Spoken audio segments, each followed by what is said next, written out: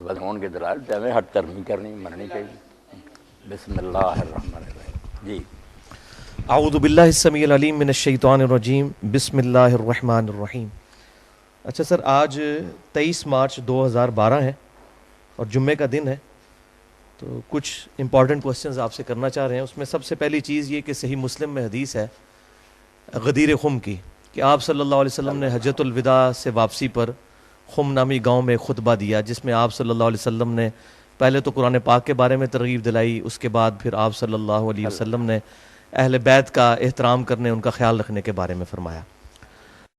تو اس حدیث کے کانٹیکسٹ میں ہمارے جو اہل تشیع بھائی ہیں ان کا یہ کانسیپٹ ہے کہ اس موقع پر نبی صلی اللہ علیہ وسلم نے سیدنا علی کو اپنا وصی بنایا تھا، جبکہ ہمیں صحیح بخاری اور مسلم میں یہ حدیث ملتی ہے کہ آپ صلی اللہ علیہ وسلم کے بارے میں جب عبداللہ رضی اللہ تعالیٰ عنہ سے سیدنا طلحہ نے پوچھا کہ کیا رسول اللہ صلی اللہ علیہ وسلم نے اپنا وصی کسی کو بنایا تھا، انہوں نے کیٹاگوریکل ڈینائی کیا کہ نہیں، البتہ آپ نے ہمیں کتاب اللہ پر عمل کرتے رہنے کی وصیت فرمائی تھی. تو وصی کے اعتبار سے آپ کا کیا کنسپٹ ہے؟ آپ نے ایک تو حدیث سکران جی ہاں بیان کر دی، ایک یہ پھر وصیت کی بات کر دی. حدیث سکران مختصر میں اس کے بارے میں عرض کروں. بعض لوگوں میں یہ بھی ہے، انہوں نے روایتوں میں درج کر دیا کہ یہ حجۃ الوداع کے موقع پر بھی آپ نے یہ بات کہی، مگر وہ نہیں درست بات. ہاں، یہ صحیح صرف یہ کہ غدیر قوم کے موقع پر ہی آپ نے یہ بیان فرمایا. اور اس سے ہمارے جو شیعہ دوست استدلال کرتے ہیں، اس پر میں نے ان سے کئی بات کہا کہ اگر موقع ہے اس بات کا کہ اہل بیت سے بھی تمسک کرو یا یہ خلافت کا معاملہ، تو یہ میدان عرفات میں آپ کرتے، جہاں سارا عرب جمع تھا وہاں بیان کرتے. اب وہ سارے لوگ کوئی یمن کو چلے گئے، کوئی عراق کدھر چلے گئے، ادھر تو شام والے یا مدینہ والے ہی آئے، ان کے سامنے آپ نے یہ خطبہ دیا. وہ موقع آپ نے کیوں مس کر دیا جب ساری امت وہاں جمع تھی؟ وہ وہاں یہ ہدایت فرماتی. وہاں جو صحیح حدیث وہ آپ دیکھتے ہیں صحیح مسلم میں ابو داؤد میں آپ نے صرف کتاب اللہ کا کہا کہ میں تم میں ایک چیز چھوڑتا ہوں، جس سے ہاں صرف جو ہے نا سنت وغیرہ کا وہ بھی حاکم وغیرہ کی روایتیں بس سارے ہی دیتے ہیں نا، کوئی نہیں. اصل بات جو تھی میں نے کہ تم میں کتاب اللہ چھوڑ رہا ہوں، اس کو پکڑ کر رکھو گے تو گمراہ نہ ہو. یہ جو خطبہ غدیر کا، اس میں بھی جو ہے نا تمسک کی بات کی، ہدایت لو اور نور ہے، وہ سارا قرآن کے بارے میں، اہل بیت کے بارے میں آپ کی بات ٹھیک ہے، آپ نے صرف نا حسن سلوک کی بات کی. اللہ تعالیٰ نے آپ پر منکشف کر دیا تھا کہ بعد میں لوگ ظلم کریں گے، اذکرکم اللہ فی اہل بیت، یہ بات کہی کہ میں تمہیں اللہ کا خوف دلاتا ہوں، میرے اہل بیت کے بارے میں غلط طرف سے اختیار نہ کرنا. ہدایت کی بات جو نا جہاں آتا نا بعض رقم یہ تمسک کرو گے، وہ بھی نہیں صحیح ثابت ہوئی. نہیں، بات جو نا ٹھیک کرنی چاہیے. ہاں، کتاب جو ہے نا ہدایت کے لیے وہ اللہ کی کتاب ہے، بات باقی جو ہے نا کہ ان کے ساتھ کرنا، نیک سلوک کرنا. پھر ساتھ اس کے جو آتا کہ حضرت زید نے جب یہ بات بیان کیا، لوگوں نے پوچھا اہل بیت کون ہے، تو انہوں نے جب کہا عباس. اب جو شیعہ حضرات کا کہنا اس میں تو پھر 12 امام جو آل علی تھے ان کا وغیرہ یا امامت کی بات ہوتی. یہ تو کہا کہ یہ سارے اس میں داخل ہے جو آپ نے سکران میں کہا کہ میری اطرت آل جعفر بھی ہے، آل عقیل بھی ہے. تو یہ خلافت وغیرہ سے یا یہ دین کے لیے تمسک کی بات نہیں، یہ صرف آنے والے واقعات کے بارے میں نا امت کو ذرا ہدایت. وہ جیسے علامہ مناوی لکھتے ہیں کہ امت نے اس کے بالکل برعکس کیا، جو آپ نے تاکید کی نا اس کے الٹ کیا کہ کچھ شہید کر دیے گئے، کچھ قیدی بنا لیے گئے، کسی کو در بدر پھرایا گیا. ظلم تو محمد علی بھائی بہت کیا نا، آپ کی اس وصیت پر عمل نہ کیا تو ذکرکم اللہ بعد ظلم جو کر سکتے تھے نا وہ کیا. اور وہ ظلم ہی آج تک نا امت کو پھر ایک نہیں ہونے دیتا، کیونکہ جن لوگوں کے دل زخمی ہیں کہ یا رسول اللہ کی اولاد کے ساتھ ان کلمہ گو نے کیا، بات ان کی بھی ٹھیک ہے. یہ دوسرے مسلمان ان کا لحاظ نہیں کرتے کہ ان کی کوئی ذاتی دشمنی نہیں کسی سے، وہ بیچارے غمزدہ ہیں کہ حضور کے بعد یار اس طرح کیوں سلوک کیا گیا، کوئی زہر سے مار دیا گیا، کسی کا سر قلم کر کے علاقوں میں گوایا گیا. اب یہ بات تو دل سوز ہی ہے. ہم ہزار پردہ ڈالیں، دل تو جلتا ہے کہ کلمہ گو کا یہ کام نہیں تھا. اور میں یہاں صرف ماہر القادری کا ایک شعر جناب نقل کر دوں گا. ان کے ہاتھوں سے لٹی باغ رسالت کی بہار، جو نمازوں میں صدا پڑھتے رہے صلی اللہ. کافر مارتے نا جتنا دکھ نہ ہوتا، کلمہ پڑھ رہے اور پھر ایک آدمی جنت کے جوانوں کا سردار ہے تمہارے سامنے حدیث بیان کر رہا اور کہتا تمہارے اندر ابو سعید خدری جابر موجود، پوچھ لو حضور نے یہ میرے بارے میں فرمایا نہیں کس بنا پر مجھے قتل کرتے، مگر کوئی کسی نے نا رائے برابر اثر نہیں لیا۔ اس لیے وہ اہل بیت کے بارے میں تو صرف اتنا تھا کہ ان سے حسن سلوک کرنا، کتاب اللہ صرف ہدایت کے لیے تھی۔ ٹھیک ہے۔ ہاں۔ اچھا شیخ صاحب، اس میں بات یہ ہے کہ اگر کتاب اللہ ہے الحمدللہ وسیع نبی صلی اللہ علیہ وسلم کی، تو یہ ہم جو مصحف کے بارے میں صحیح بخاری میں حدیث ملتی ہے کہ سیدنا ابوبکر صدیق کے دور میں جمع کیا گیا، پھر سیدنا عثمان غنی کے دور میں مصحف عثمانی سامنے آیا، اگر یہ اتنی امپورٹنٹ چیز تھی تو آپ صلی اللہ علیہ وسلم نے دو گتوں کے درمیان اپنی مبارک زندگی میں اس کو کیوں نہیں جمع کیا؟ اس بارے میں محمد علی صاحب جو شیعہ حضرات بھی کہتے ہیں کہ بعد میں حضرت علی پھر گھر میں بیٹھ کے قرآن جمع کروں، یہ سنی کہتے ہیں حضرت ابوبکر کو فکر پڑی کہ کاری مارے جا رہے، یہ باتیں جو ہے نا دین سے پوری طرح مطابقت نہیں رکھتی کہ آخری کتاب ہے، زندگی موت اللہ کے ہاتھ میں ہے، رسول اللہ کو اتنی مہرت دے دیتا خدا انا لنا جمع قرآن کہ قرآن تو اکٹھا ہو جاتا، منشر چھوڑ کر جانا خاتم النبیین کا، یہ کوئی قرآن کی حفاظت تو نہ ہوئی کہ لوگ پھر اکٹھا کرنے لگے، اس میں پھر ایک آیت نہ ملی، وہ حضرت عثمان رضی اللہ عنہ کے زمانے میں ملی، پھر ایک کی گواہی دو کے برابر بنائی گئی، باتیں نہیں ٹھیک ہے۔ میں تو صاف کہتا ہوں بے شک بخاری ہے مسلم ہے، یہ باتیں بالکل غلط ہیں۔ عبید بن سباق ایک ہی راوی گمنام جس کا کوئی پتہ نہیں، کوئی اس کے تفصیلی اراض نہیں، وہ کہتا ہے اس طرح جمع کی تاریخ شروع ہوئی، جمع حضور کے زمانے میں ہو گیا، لوگوں نے حفظ بھی کر لیا، لکھ بھی لیا جو لکھے پڑے لوگ تھے، اور جو آپ نے اپنے گورنروں کو لکھا کہ لوگوں کو ہدایت کرو قرآن کو کوئی نہ چھوئے سوائے طاہر کے۔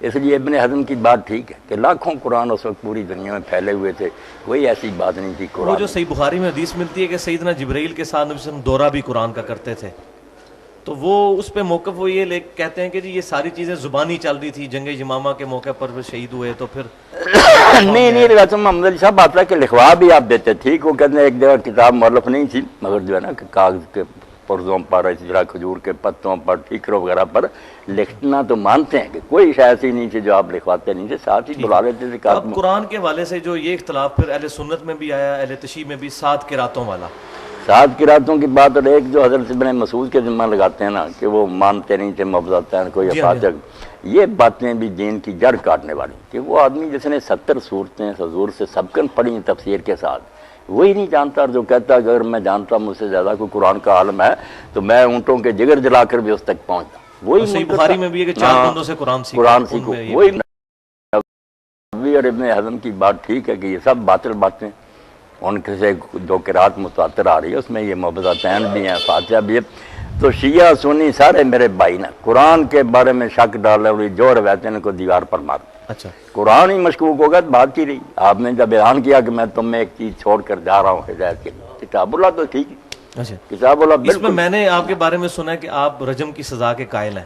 قائل۔ اچھا، اب مسئلہ یہ ہے کہ صحیح بخاری میں جو رجم کے بارے میں سیدنا عمر کا خطبہ موجود ہے کہ یہ آیات پہلے قرآن میں نازل ہوئی، ہم پڑھتے تھے، اور پھر بعد میں جو ہے وہ آپ کو پتہ ہے ڈیٹیل خطبہ نہیں، اس میں جو لوگ کہہ دیتے ہیں کہ انہوں نے کہا قرآن میں تھی، قرآن نہیں لفظ میں، انہوں نے کہا کتاب اللہ میں یہ بھی بات تھی، چلیں کتاب اللہ، کتاب اللہ دیکھتے ہیں نا آپ کو کتب علیکم الکتاب کبھی عادت ہے کتاب اللہ علیکم، وہاں شریعت مراد ہے کہ جو شریعت تھی نا، بے شک قرآن میں یا سنت میں شریعت میں یہ حکم اترا تھا کہ انسان اس کو سنگار کرو، تو اس کو یاد کرنا پڑھنا۔ اب جو آیت بتاتے ہیں نا وہ محمد علی صاحب نہیں، وہ آیت تو قرآن کا اسلوب میں نہیں بیٹھتی، اسلوب میں نہیں لینگویج ہی عجیب و غریب پھر نہیں، خلاف ہے نا مسلک کی، مسلک تو کہ شادی شدہ جو ہے نا اس کو سنسار اس کو بھی ایکسپلین نہیں کرتا، مگر وہ شادی شدہ نہیں، وہاں بوڑھے کی بات ہے، الشیخ و بشیخہ، تو اب کہتے نہیں بوڑھے سے مراد شادی شدہ، یہ کس لغت میں بھائی؟ الشیخ و بشیخہ تو یہ ہے کہ بوڑھا، بے شک شادی شدہ ہو یا ساری عمر کمارا رہا، اس نے عبارت بوڑھے کی ہے، مسئلہ ہے شادی شدہ کا، تو نہ وہ مضمون اس کا صحیح ہے نہ کوئی، اچھا ہمیں بس جو امام علامہ خضری نے لکھا نا اصول الفقہ میں، کوئی چیز مجبور نہیں کرتی کہ ہم مانیں کہ قرآن میں کچھ آیتیں تھی جو منسوخ تلاوت ہو گئی، ایسی کوئی دلیل شرعی، جتنا اترا تھا پورا ہی ہے، کوئی اللہ نے واپس نہیں لیا، نہ کوئی آیتیں اٹھائی ہیں، جو بھی اس قسم کی روایتیں ساری جو ہے نا کوئی نہ کوئی میں وہ صحیح مسلم میں روایت ہے کہ ہم سیدہ عائشہ سے کہ ہم حضور صلی اللہ علیہ وسلم کی وفات کے بعد بھی رضاعت والی آیات پڑھا کرتے تھے، پہلے 10 مرتبہ 10 رضاعت اتری ہاں تھی، جی، پھر ہاں جی، منسوخ ہاں ہوئے 5 رضاعت، وہ جب حضور فوت ہوئے پڑھی جاتی تھی۔ ہاں جی، ہاں اب سارے پھر اس سے جان ہی چھڑاتے نا ہماری صاحب، یا تو نہیں لوگوں کو تو اس میں نسخ نہیں، اس پر آپ کیوں نہیں تعویل کر رہے کہ اس سے مراد کتاب اللہ ہی ہوگی، قرآن نہیں مراد ہوگا؟ نہیں وہ میں اس کی یہ تعویل کرتا ہوں کہ اگر اس کو ماننے اول تو ہم مجبور نہیں کہ ایسی روایتوں کو مانے، میں نے فلاں سے سنا فلاں سے، یہ بے شک کتنے معتبر ہم کہتے ہیں سکہ، پہلے تو سکات میں بھی آپ جانتے ہیں کہ ہر راوی کے بارے میں سوائے شادر وادر کے سب میں اختلاف، کوئی کہتا سکہ دوسرا کہتا دجال ہے، کون جانتا کہ ان میں کیسے کیسے لوگ ہیں۔ ہم کیوں کتاب اللہ کو مشکوک کریں جو مشرق سے مغرب تک پوری امت کے گھر میں تھی؟ اب مناظروں میں بے شک بحثیں کرتے رہیں، مگر سارے کافروں نے بھی ڈھونڈ نکالا کہ شیعوں کے گھروں میں خار کسی کے ہاں کوئی اور قرآن ملے نہیں، قرآن ایک ہی ملا سب کے پاس، اس لیے قرآن متواتر یقینی پکی ہے، اس میں کوئی شک نہیں۔ اگر وہ قید ہے نا کہ پڑھا جاتا تھا قرآن میں، اس کی تعویل اگر کرنی ہے تو یہ کر لیں کہ وہ لفظ نہیں پڑھے جاتے تھے، بطور تفسیر یہ سمجھا جاتا تھا کہ قرآن میں جو ہے نا کہ رضاعت کی وجہ سے حرام ہو جاتے رشتے، اس کی تشریح تھی کہ وہ محض بائی چانس تھوڑا بہت دودھ پینے سے نہیں، پہلے تھا کہ 10 مرتبہ دودھ پیے، پھر حکم رہ گیا سنت کے مطابق 5، وہ قرآن میں پڑھا جاتا، یعنی قرآن کی یہ تفسیر کی جاتی۔ ٹھیک ہے تو شیخ صاحب، اس میں جو صحیح بخاری میں ایک روایت ملتی ہے کہ سیدنا علی سے کسی نے پوچھا کہ کیا آپ کو رسول اللہ صلی اللہ علیہ وسلم نے قرآن کے علاوہ بھی کچھ سکھایا؟ تو انہوں نے کہا کہ ہمیں نبی صلی اللہ علیہ وسلم نے قرآن کے علاوہ کوئی چیز نہیں سکھائی الا فہم القرآن، قرآن کا فہم۔ وہ فہم کدھر ہے اس وقت؟ وہ حدیث کی شکل میں تو ہمارے پاس نہیں، سنت کی فہم شکل میں القرآن بھی کر ایک صحیفہ کا بھی ذکر کیا، جی ایک صحیفہ کا جس میں صحیفہ جو ان کے دیت تلوار وغیرہ کے مسائل میان لکھے میں تھا، اس میں بھی دیت وغیرہ کے احکام لکھے ہوئے تھے۔ جی تو سنت قرآن سے باہر نہیں، جیسے وہ شاطبی نے الموافقات میں لکھا نا کہ ہم کہہ دیں قرآن ہدایت کے لیے کافی، تو قرآن خود کھیلتا نا سنت کی طرف سنت کہ رسول کی اطاعت کرو، اس کی پیروی کرو۔ کتنے احکام ہیں، مثلا اذان کا ذکر آ گیا کہ جب اذا نودی للصلاۃ، دوسری جگہ کہ نادیتم، مگر اس کا کوئی طریقہ کہ وہ کیا الفاظ ہیں، کس طرح کہا جائے، یہ سنت سے پتہ چلا۔ حج کے اس طرح آ جاتا ہے کہ طواف کرو، اب کہاں سے شروع کریں، کتنے چکر لگائیں، تو سنت کی طرف تو جانا ہی پڑے گا، سنت کا انکار نہیں، مگر وہ کتاب اللہ میں ہی داخل ہے۔ ٹھیک ہے، لیکن اب سنت کے مسئلے میں مسئلہ ہے نا کہ اہل تشیع جو ہیں ان کی اپنی کتابیں ہیں، اہل سنت کی اپنی کتابیں ہیں، اور ایک دوسرے کی کتابوں کو پڑھنا، اور اس کو بلکہ کہا جاتا ہے اہل بدعت کی صحبت میں بیٹھنا حرام ہے، بد مذہبوں کی صحبت میں بیٹھنا حرام ہے۔ اب مسئلہ یہ ہے کہ ایک عام آدمی جو ایک مسلمان گھرانے میں آنکھ کھولتا ہے وہ کدھر جائے، کون سی کتاب پڑھے، کہاں سے سنت بس حاصل یہی کرے؟ بات ہے میرے بھائی محمد علی صاحب جو نا کہ فراہ کے پاس نہ بیٹھو، اب ہر گروہ دوسرے کو اہل بیعت کہتا، اس کا مطلب اعلان آدمی حاصل ہی نہ کرے، تعصب کا شکار ہو جائے، اس سے جان چھڑانی چاہیے۔ جتنے اہل اسلام نہ کلمہ گو، ان سب کا احترام کرے، ان کی کتابیں پڑھیں۔ یقین جانے میں مطالعہ کے بدلہ وجل بصیرت کہتا ہوں کہ ہر گروہ میں اتنے قیمتی آدمی پیدا ہوئے نا کہ ان کی کتابیں دیکھ کر حیرت ہوتی ہے کہ علم کے یہ جبال تھے، پہاڑ تھے، تقوی اور پرہیزگاری میں وہ کافر نہیں مرنا چاہیے۔ وہی بات آپ کی کہ پہنچا الگ الگ، کسی کو راویوں نے کچھ بتایا، کسی نے اپنی جگہ، وہ بیچارے مطمئن ہے کہ حضور نے یہ فرمایا۔ اور اس میں جو اختلافات ہم نے ابھار دیے نا، نماز کے کچھ ظواہر ہیں ان کو چھال دیتے ہیں، ورنہ 999 باتیں اگر حدیثیں جمع کی جائے نا مجمع البحرین، ادھر سنی، ادھر شیعہ، اخلاقیات، ادھر معاملات، ادھر آپس ہے، تقریباً ایک ہی بات۔ انسان بننے کے لیے سب کے پاس ایک، مگر ان کو چھوڑ کر جب آ جاتا نا پاؤں دھونے یا مسا کرنا، ہاتھ چھوڑنے، اور 2-4 باتیں اتنی ہم اچھالتے ہیں کہ لوگ سمجھ یار اسلام میں جھگڑا ہی جھگڑا، جھگڑا ہی جھگڑا۔ ٹھیک ہے، اچھا وہ رجم کی تو ہاں۔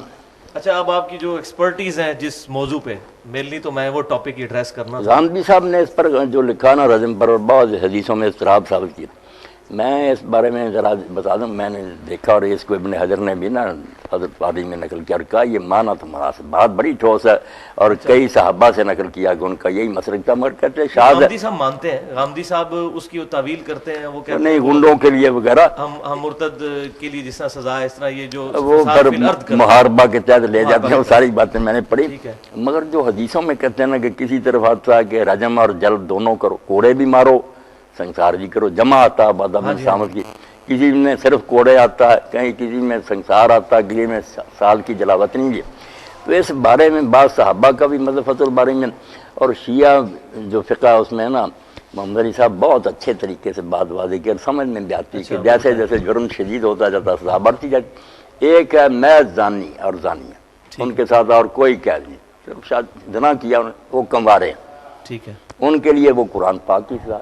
ایک ہے پھر اس کے ساتھ مل گیا زان المحسن کہ شادی شدہ ہے، اس میں شادی شدہ کا پھر ہے کہ اگر وہ رخصتی نہیں ہوئی تو شیعہ اجتہاد میں یہ ہے فقہ میں کہ اس کو سزا جو نا 1 سال دلا وطنی اور کوڑے. پھر تقریب عام بھی بڑھ گیا کہ وہ بیوی کو لے آتا، اور اگر بیوی جو تھی نا وہ موجود تھی مگر وہ وطن سے دور تھی وغیرہ، پھر جو رجم بنا یہ پھر بھی سزا نافذ نہیں ہوگی، کیونکہ رجم جس بنا پر ہے نا کہ حلال کا موقع ہے اور پھر اس نے حد پھلانگی ہے، وہ بیوی پاس ہو اور کوئی رکاوٹ نہ، پھر وہ کرے نا، ورنہ شادی شدہ بھی ہوگا تو پھر رجم نہیں، وہ کوڑے اور تقریب میں. سورۃ النساء میں ایک آیت ہے جس کو دلیل بنایا غامدی صاحب نے، حتیٰ یجعل اللہ لہن سبیلا، نہیں وہ ہم سے کونا فی البیوت، آدھی سزا دی جائے جو شادی شدہ سے اس کو آدھی سزا دی جائے اگر لونڈی جو ہے وہ نہیں یہ اصطلاح بھی پرانا خوارج کا، مگر یہ بات نہیں، کیونکہ وہاں جو شروع ہوتا ہے کہ اگر تم محسنات سے نکاح کی استطاعت نہیں رکھتے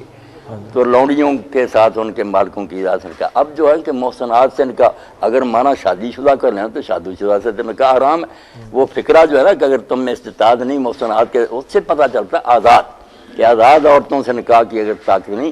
یہی پھر مانا آ گیا کہ جب شادی ہو جائے لونڈی کے ساتھ اور زنا کرے تو جو پہلے آتا نا کرے محسنات کے ساتھ نکاح کی استطاعت، وہاں جو مانا لیا تھا نا شادی شدہ، ہاں یہی نہیں بات ہی شروع یہ وہاں سے ہوئی. آپ کا کنسیپٹ میں اچھا وہ میں اب چاہ رہا تھا کہ آپ تھوڑا ایڈریس کر دیں جو آپ کی ایکسپرٹیز ہیں جس ٹاپک پہ، اس پہ اب میں باقی کوسچن کرنا چاہتا ہوں. ایک تو یہ بتائیے کہ ابھی عوام الناس کو کافی آپ کے بارے میں کنفیوژن ہے. جب میں نے بھی پچھلے سال 10 دسمبر 2011 کو حسینیت اور یزیدی والا لیکچر ریکارڈ کرایا تو مجھے لوگوں نے کہا یہ آپ مولانا صاحب کے شاگرد ہیں. نہیں کوئی پہلی ملاقات ہے.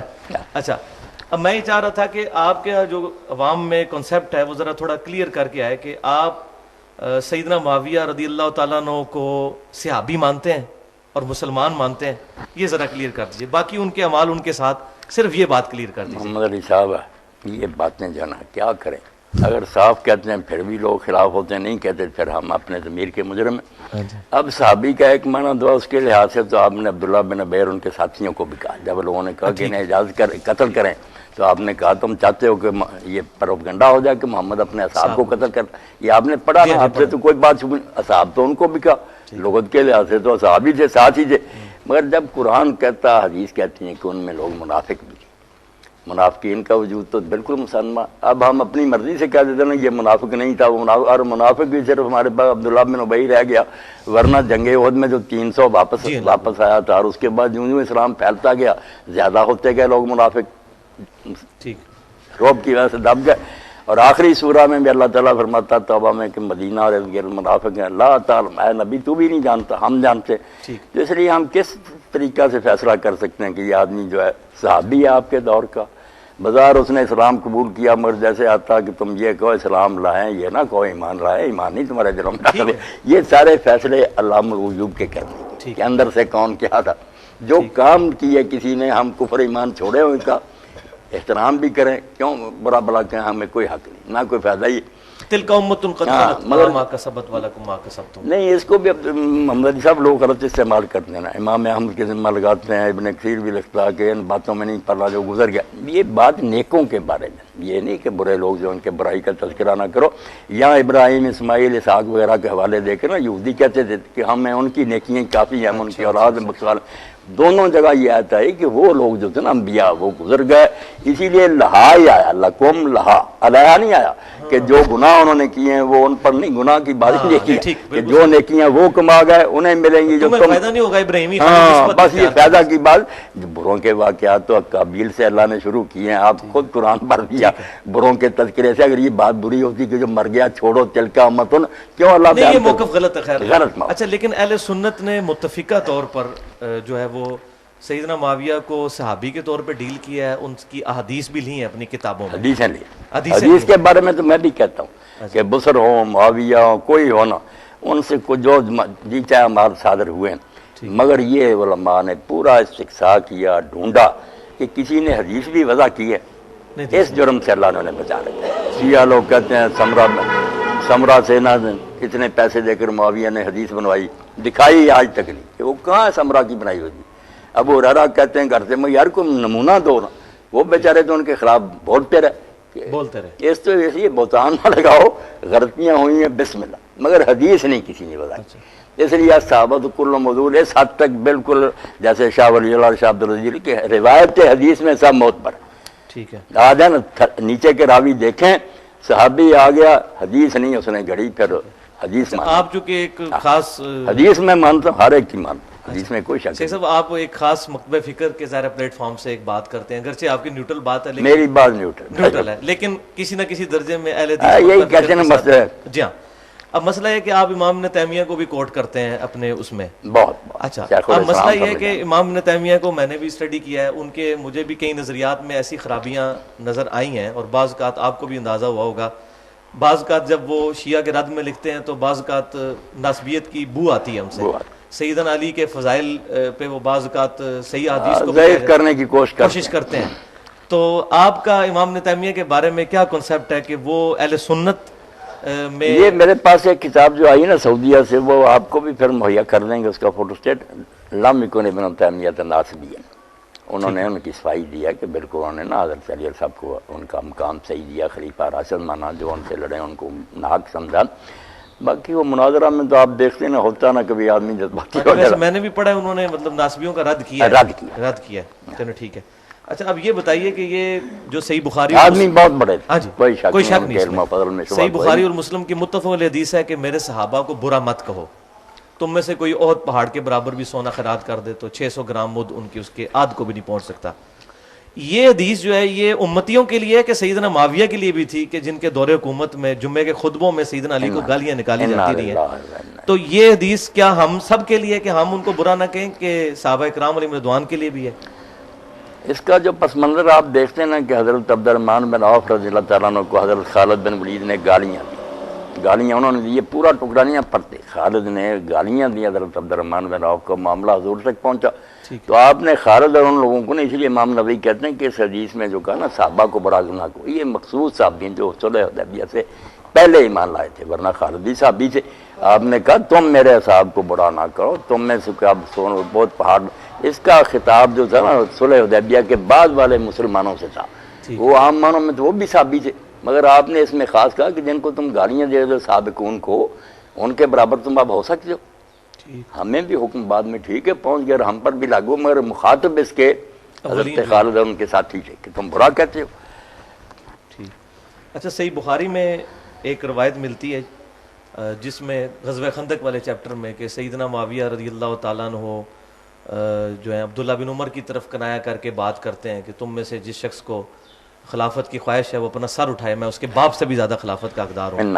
اچھا اب استغفر اللہ واتوب الیہ, سیدنا عمر کے بارے میں اتنا زیادہ سخت الفاظ جو سیدنا معاویہ کے زبان سے نکلے, اس کی وجہ کیا تھی؟ ان کا تو مسئلہ ہونا چاہیے تھا تحکیم کے مسئلے میں عبداللہ بن عمر کے ساتھ, حضرت عمر کو انہوں نے کیوں تختہ مشق بنایا ہے اس مسئلے میں کہ میں تیرے باپ سے بھی زیادہ خلافت کا حقدار ہوں؟ کیا اس کی وجہ وہ تو نہیں ہے کہ وہ صحیح بخاری میں ایک رجم والی اسی حدیث میں ہے کہ سیدنا عمر رضی اللہ تعالیٰ کو کسی نے بتایا کہ جب عمر مر جائے گا تو ہم فلاں بندے کی بیعت کر لیں گے. یہ فلاں بندہ جو اس میں موجود نہیں ہے کون ہے اور یہ کون لوگ تھے؟ ذرا اس کو ذرا پوائنٹ آؤٹ کر دیں. یہ جو انہوں نے کہا نا کہ سر اونچا کرے جو خلافت کا امیدوار بنتا, میں اس سے اور اس کے بعد سے بہتر ہوں. اس کے بارے میں کچھ تو بھائی محمد علی یہ کہتے ہیں کہ ابن عمر وغیرہ کوئی یہ ان کی طرف سے ان کی بات کرو, حضرت عمر مخاطب تھے, مگر بہت سے یہ بھی کہتے ہیں کہ نہیں وہ حضرت علی اور ان کی اولاد کے بارے میں کہہ رہے تھے کہ جو کہتے ہیں ہم اور ہمارے باپ زیادہ خلافت کے حقدار وہ سر اونچا کریں.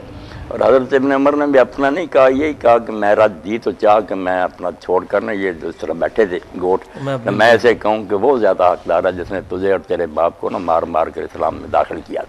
ہاں باتیں تو انہوں نے بہت, وہ بات یہی ہے کہ وہ جو عمر بن مسلمہ کہتے ہیں کہ ابن عمر آپ نے ادھر ہی ان کا جواب کیوں نہیں دیا؟ اس سے لگتا یہی ہے کہ بھئی وہ سیدنا ابن عمر کی ہی طرف اشارہ تھا. چلو ان کی طرف تب بھی برا ہے, حضرت علی کی طرف تب بھی برا. ابو موسیٰ اشعری رضی اللہ تعالیٰ عنہ اور عمر بن عاص رضی اللہ تعالیٰ عنہ کے درمیان یہ طے پایا تھا کہ دونوں کو ہٹا کے تو ابن عمر کو خلیفہ بنا دیتے ہیں. یہ بات پایا ثبوت تک پہنچی ہوئی ہے تحکیم کے دوران, مگر ذکر تو ہے نا تبری وغیرہ تاریخوں میں. اچھا تاریخوں میں ملتا ہے. اچھا یہ بتائیے کہ سعد بن عبادہ رضی اللہ تعالیٰ عنہ نے بیعت نہیں کی تھی سیدنا ابو بکر کی, تو اس کے بعد ان کا کیا مستقبل ہوا ہے؟ کدھر گئے وہ؟ اس کے بعد کوئی ذکر نہیں ان کا ملتا. تو ذکر تو ملتا صحابہ کے حالات پر جو کتابیں نہ، پھر انہوں نے اپنا بال بچہ لیا اچھا۔ اور مدینہ سے چلے گئے، شام جا کر نہ آباد ہو گئے، ٹھیک، اور پھر انہوں نے حضرت عمر کی بیعت بھی نہیں کی۔ اب ان کی موت جو ہے نا وہ بھی نزاعی ہو گئی، کیونکہ وہ مردہ پائے گئے نا، صبح شام پیشاب وغیرہ کے لیے نکلے تو پھر وہ کسی نے انہیں ہلاک کر دیا، اور کنویں میں لاش ملی، وہ بھی سبز ہو گئی تھی، پھول گئی تھی۔ اب ہم اہل سنت تو کہتے ہیں کہ جنات نے انہیں قتل کیا، یہ اشعار بھی کچھ بیان کرتے ہیں کہ جنات جو تھے انہوں نے کہا ہم نے حضرت کے سردار کو تیر مارا، دل پر جو خطا نہیں کیا۔ شیعہ کہتے ہیں، انہوں نے لطیفہ ابن ابی الحزین نے لکھا نا کہ ایک شخص نے پوچھا ایک شیعہ عالم سے کہ علی نے اپنے حق کے لیے کیوں نہیں حضرت ابو بکر کے زمانہ میں حضرت عمر کے کوئی سوال اٹھایا؟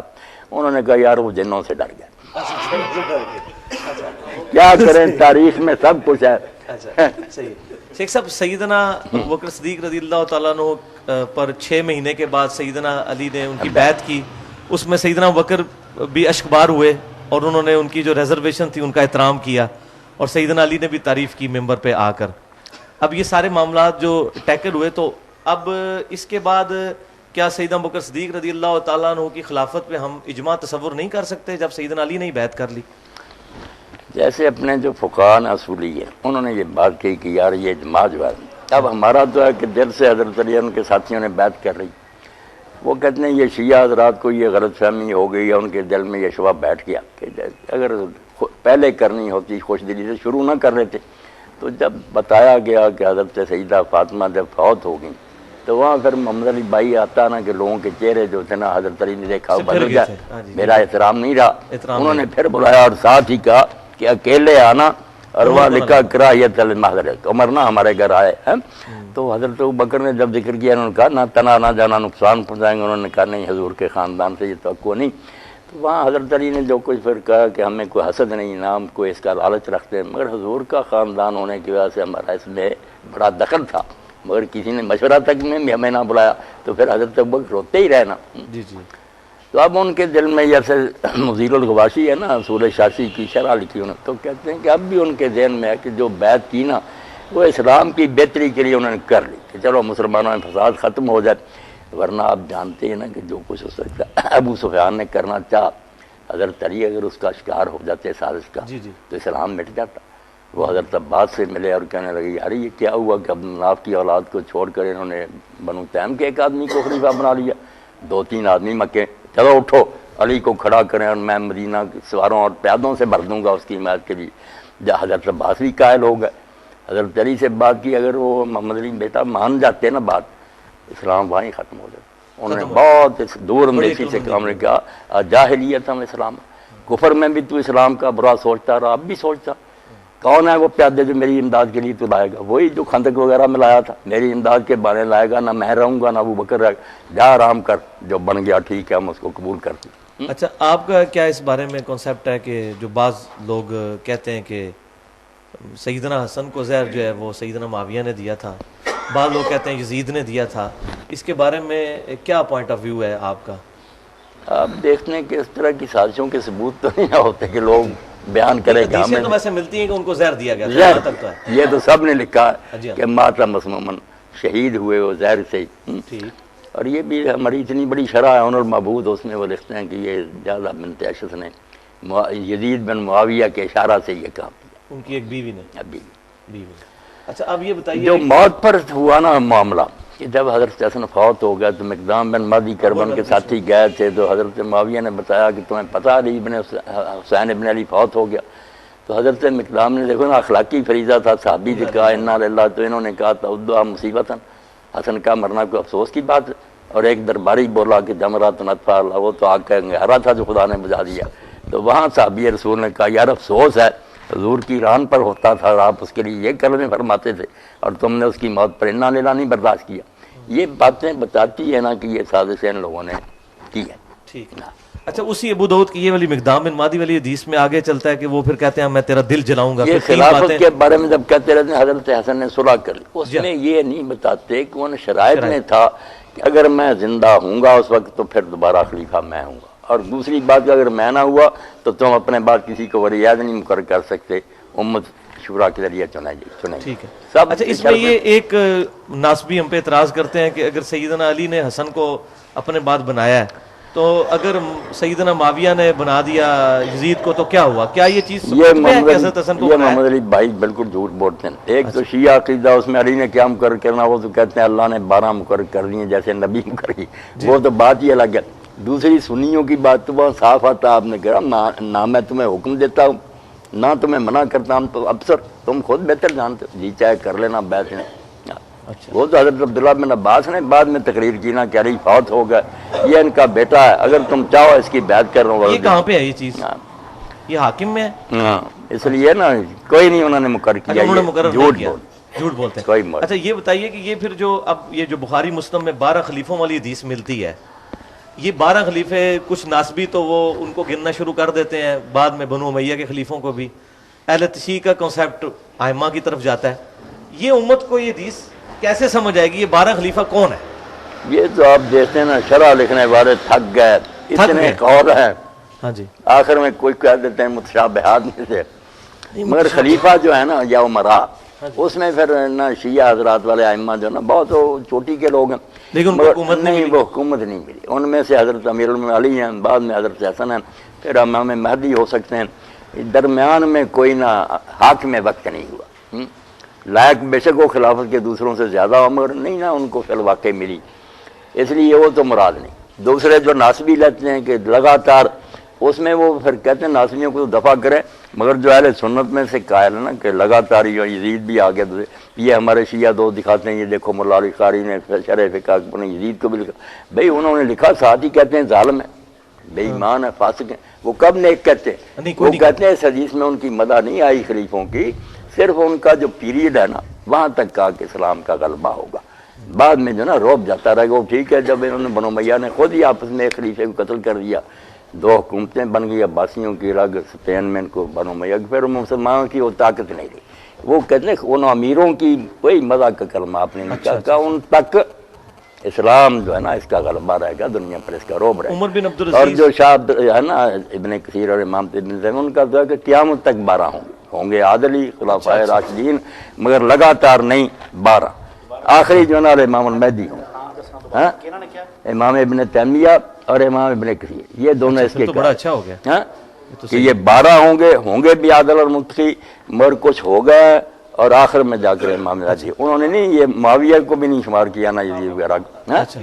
البدایہ والنہایہ اور منہاج السنہ. اچھا ایک یہ بڑا اس میں خطرناک کوسچن ہے کہ جو صحیح بخاری میں عمار بن یاسر کے بارے میں حدیث ہے, اس میں الفاظ بڑے سخت ہیں کہ عمار ان کو جنت کی طرف بلائے گا, وہ عمار کو دوزخ کی طرف بلائے گا.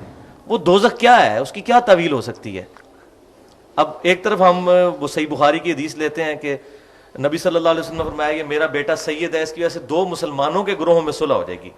تو مسلمان کے بارے میں تو ہمارا عقیدہ ہے اس نے الٹیمیٹلی جنت میں جانا ہی ہے.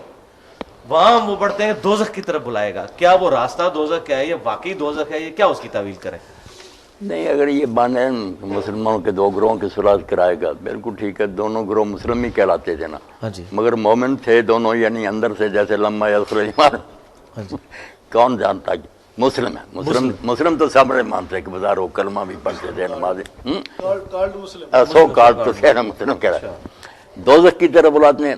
آج تازہ بھی کتاب آئی, کل ہی دیکھے گا مجھے, وہ ایک ڈاکٹر سے نا عرب کے, انہوں نے لکھی ہے حضرت علی علیہ السلام پر 1200 صفحے کی ہے, مگر وہ جان چھڑانے کے لیے ساری جنگوں میں کوشش کرتا, مگر حق غالب ہے. یہ مانتا ہے کہ جنگ میں بھی حق علی کے ساتھ تھا, صفین میں بھی. یہ حدیث بھی لکھی انہوں نے کہا جو تعویل امیر معاویہ نے کی کہ قاتل وہ جو ساتھ لایا, بالکل باطل ہے, قاتل یہی ہے اور وہی جھوٹے ہیں, اور ان پر یہ حدیث نہیں. وہ تو بلکہ ایک حدیث بڑی خطرناک مل گئی ہے مسند امام احمد میں, شعیب ارنوت نے بھی صحیح کہا ہے اس کو, کہ وہ عبداللہ بن عمر بن عاص کے بارے میں سیدنا معاویہ کہتے ہیں عمر بن عاص کو کہ اس پاگل بچے سے میری جان کیوں نہیں چھڑاتا, یہ میرے سر پہ ہی چڑھا رہتا ہے کہ مار قتل ہو گیا, تو ہمارے ساتھ کیا لے رہا ہے, پھر جا علی کے ساتھ جا کے شامل ہو. تو ان کا میں اس لیے شامل ہوں کہ مجھے نبی صلی اللہ علیہ وسلم نے فرمایا تھا اپنے باپ کے ساتھ. تو وہ تو کلیئر ہو گیا کہ سیدنا معاویہ سے یہ معاملہ ہوا ہے. نہیں, انہوں نے نہیں قتل کیا. اچھا, وہ ابو الغادیہ کا نام آتا ہے, اور مسند امام احمد میں مسند ابی غادیہ موجود ہے, اب ہمارے اہل سنت یہ کہتے ہیں وہ صحابی ہے، اس سے حدیثیں لی ہوئی ہیں صحابیاں- احمد بن حنبل نے، صحابیاں اور آپ بلکہ- کہہ رہے ہیں کہ عمار کا قاتل جو ہے وہ دوستی ہے. دوسری قاتل ہوا طالب فنار. اچھا اور یہ ابن حزم وہ بھی لکھتا نا کہ ابو الغالیہ اصحاب بیت رضوان میں بھی تھا. رضوان میں ہاں مگر یہ کام اسی نے کیا قتل کا. نہیں، لیکن وہ دوستی والی جو ہے کہ عمار کا دوستی والی کی جو اگر ہم کچھ بچانا چاہیں تو کوئی بات نہیں. بہت سے کام نا جن کے لیے آپ نے فرمایا کو کرمار کی طرف بلاتا ہے، جوا کھیلے وغیرہ دوزخ کی طرف دعوت دیتا، تو کام دوزخیوں والے ہیں. باقی اس کے دوسرے اعمال کی وجہ سے یہ اللہ اپنی رحمت سے اگر معاف کر دے گنجائش کی اس کی کیا اہل سنت کئی میں کاموں پر آتا نا کہ یہ ٹھیک. کام کفر کے ہے یا جاہلیت کے ہے. یہ بخاری مسلم میں تو ملتا ہے کہ 70,000 جو لوگ ہیں میری امت سے بغیر حساب و کتاب کے جنت میں جائیں گے. کیا یہ بھی کہیں کسی حدیث میں ملتا ہے کہ تمام صحابہ جو ہیں وہ ڈائریکٹ جنت میں جائیں گے، کسی کو دوزخ کا پھیرا نہیں لگے گا؟ نہیں، یہ جو ابن حزم وغیرہ نے عقیدہ بنا لیا نا کہ سارے جو ہے نا جنتی ہیں، یہ اس کی کوئی دلیل نہیں. کیونکہ 70,000 سے تو زیادہ قرآن میں ان کی مزہ بھی بڑی ہے. جی جو جی. کبھی کبھی کوتاہیاں ہوئی وہ بھی قرآن بڑا پڑا. اب آنکھیں بند تو نہیں کرنی چاہیے، بشری تھے، کئی موقع پر اللہ نے ٹوکا. جنگ احد میں دوڑ گئے تو اللہ نے عصیتم الرسول کہا کہ تم نے رسول کی نافرمانی.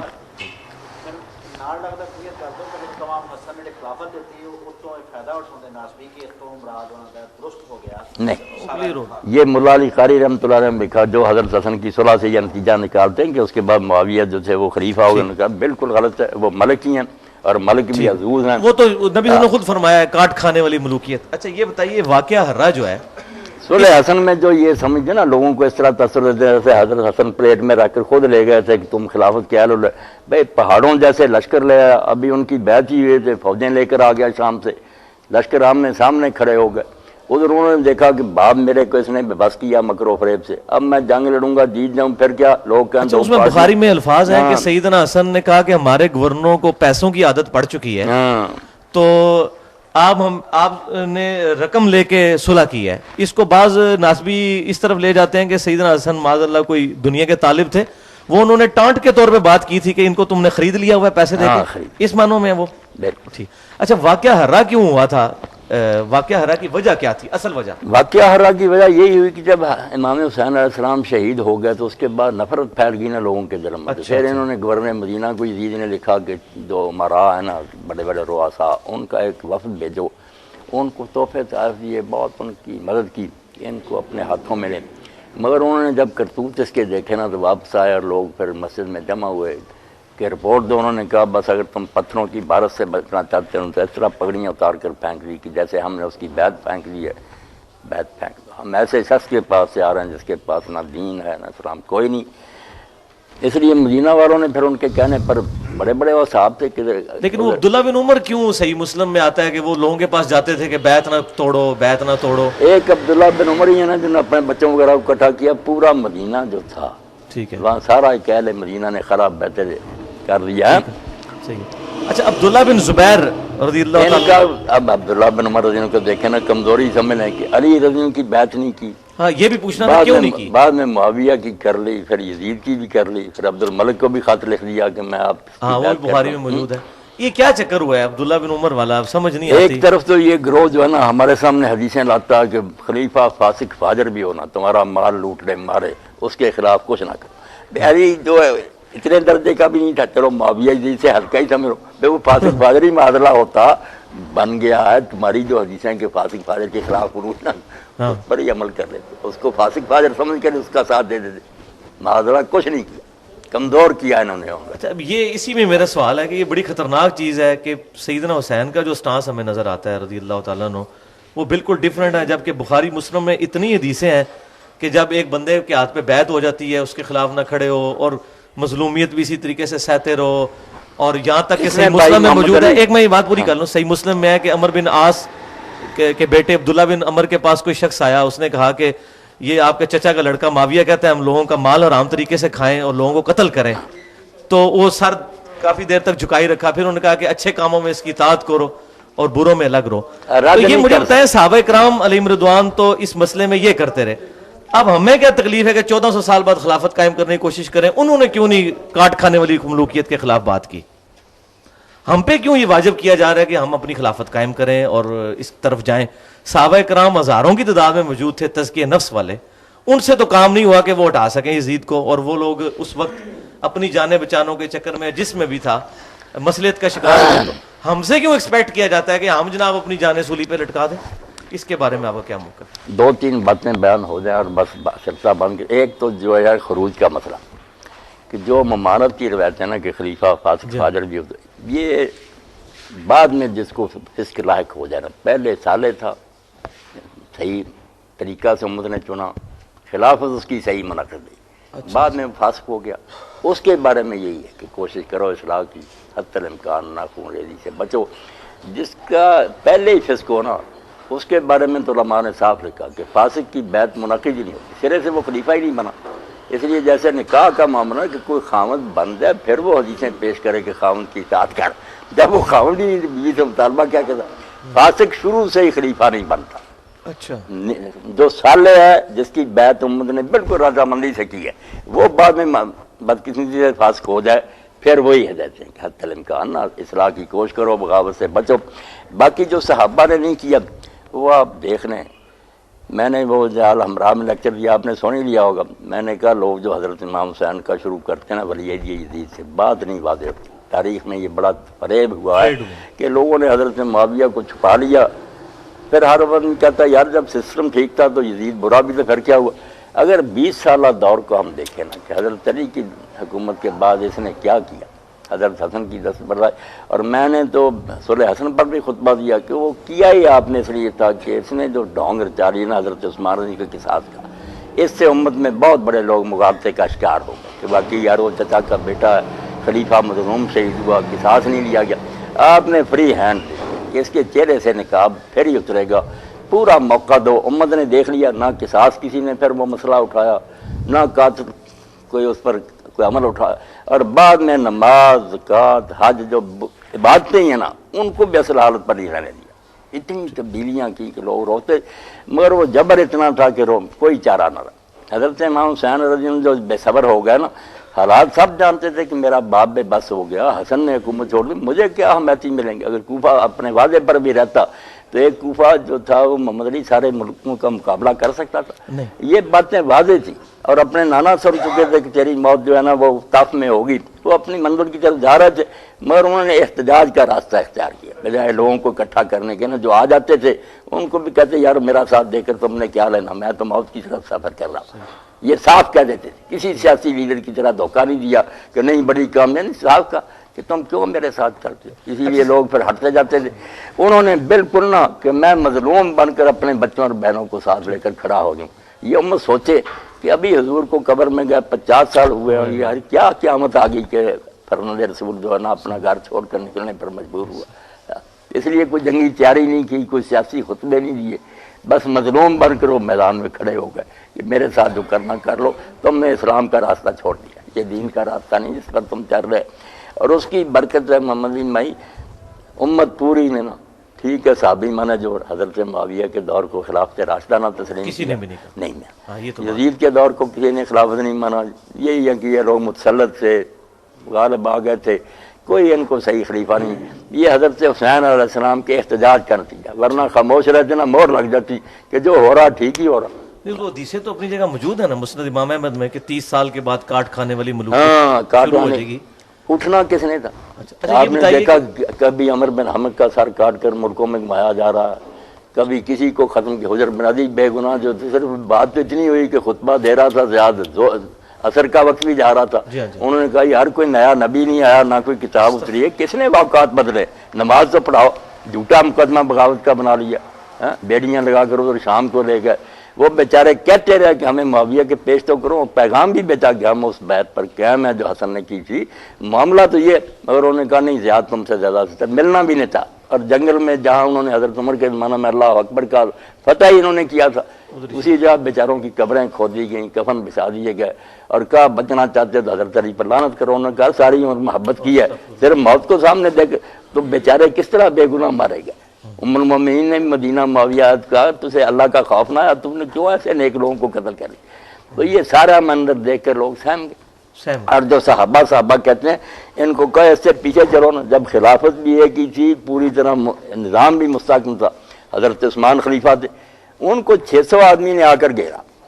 اور اتنے دن وہ گھیرا ڈال کر بیٹھے رہے، مہاجر انصار کی فوجیں تھیں وہاں، انہوں نے آپ کو بچایا، اور کو نہیں انہوں نے روک دیا تھا فلاں جو مرضی کہو۔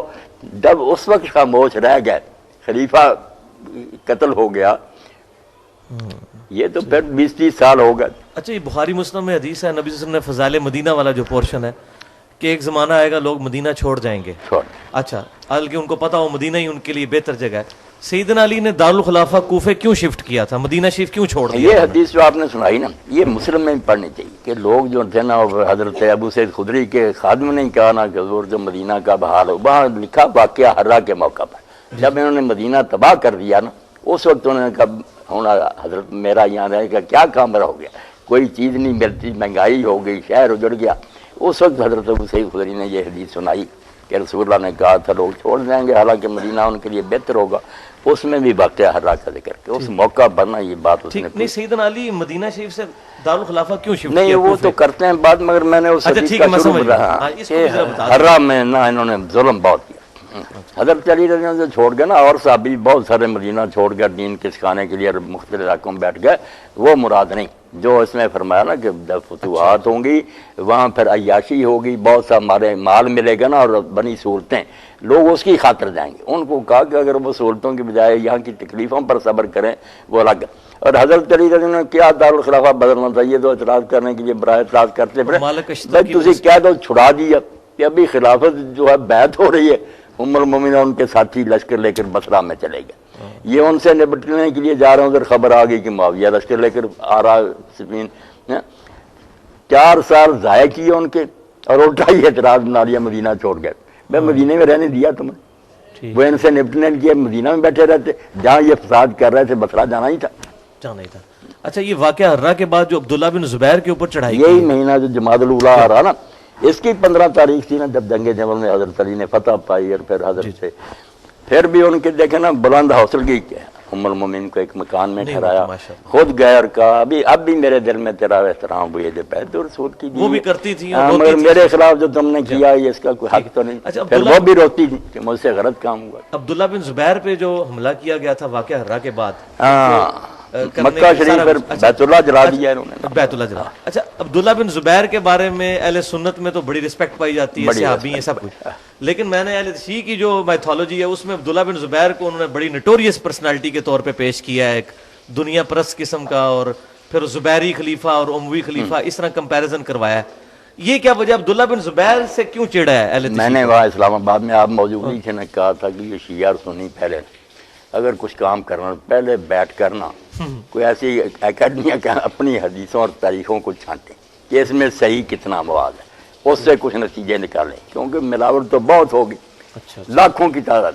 اب اس پر جو ہے نا صحیح تاریخ طبری آئی ہے، وہ 2 محققوں نے اس پر کام کیا، بڑا اچھا صحیح روایتیں صحیح بہت، یہ اس بچے نے مجھے لا کر پہلی 2 جلدیں دی، خلافت راشدہ اور اس کے بعد نا خلافت عمریہ تک کیا، سب پر کام ہے، صحیح طبری الگ کر دی، اس میں حضرت عبداللہ بن زبیر پر جو چیپٹر لکھا تھا بہت صفحے، یہ ساری تہمتیں جو ہے نا وہ بخیل تھے، یہ تھا، صحیح روایتوں پر انحصار کر کے انہوں نے ثابت کیا کہ نہیں وہ بہت پایا آدمی، پڑھنی چاہیے صحیح تاریخ طبری۔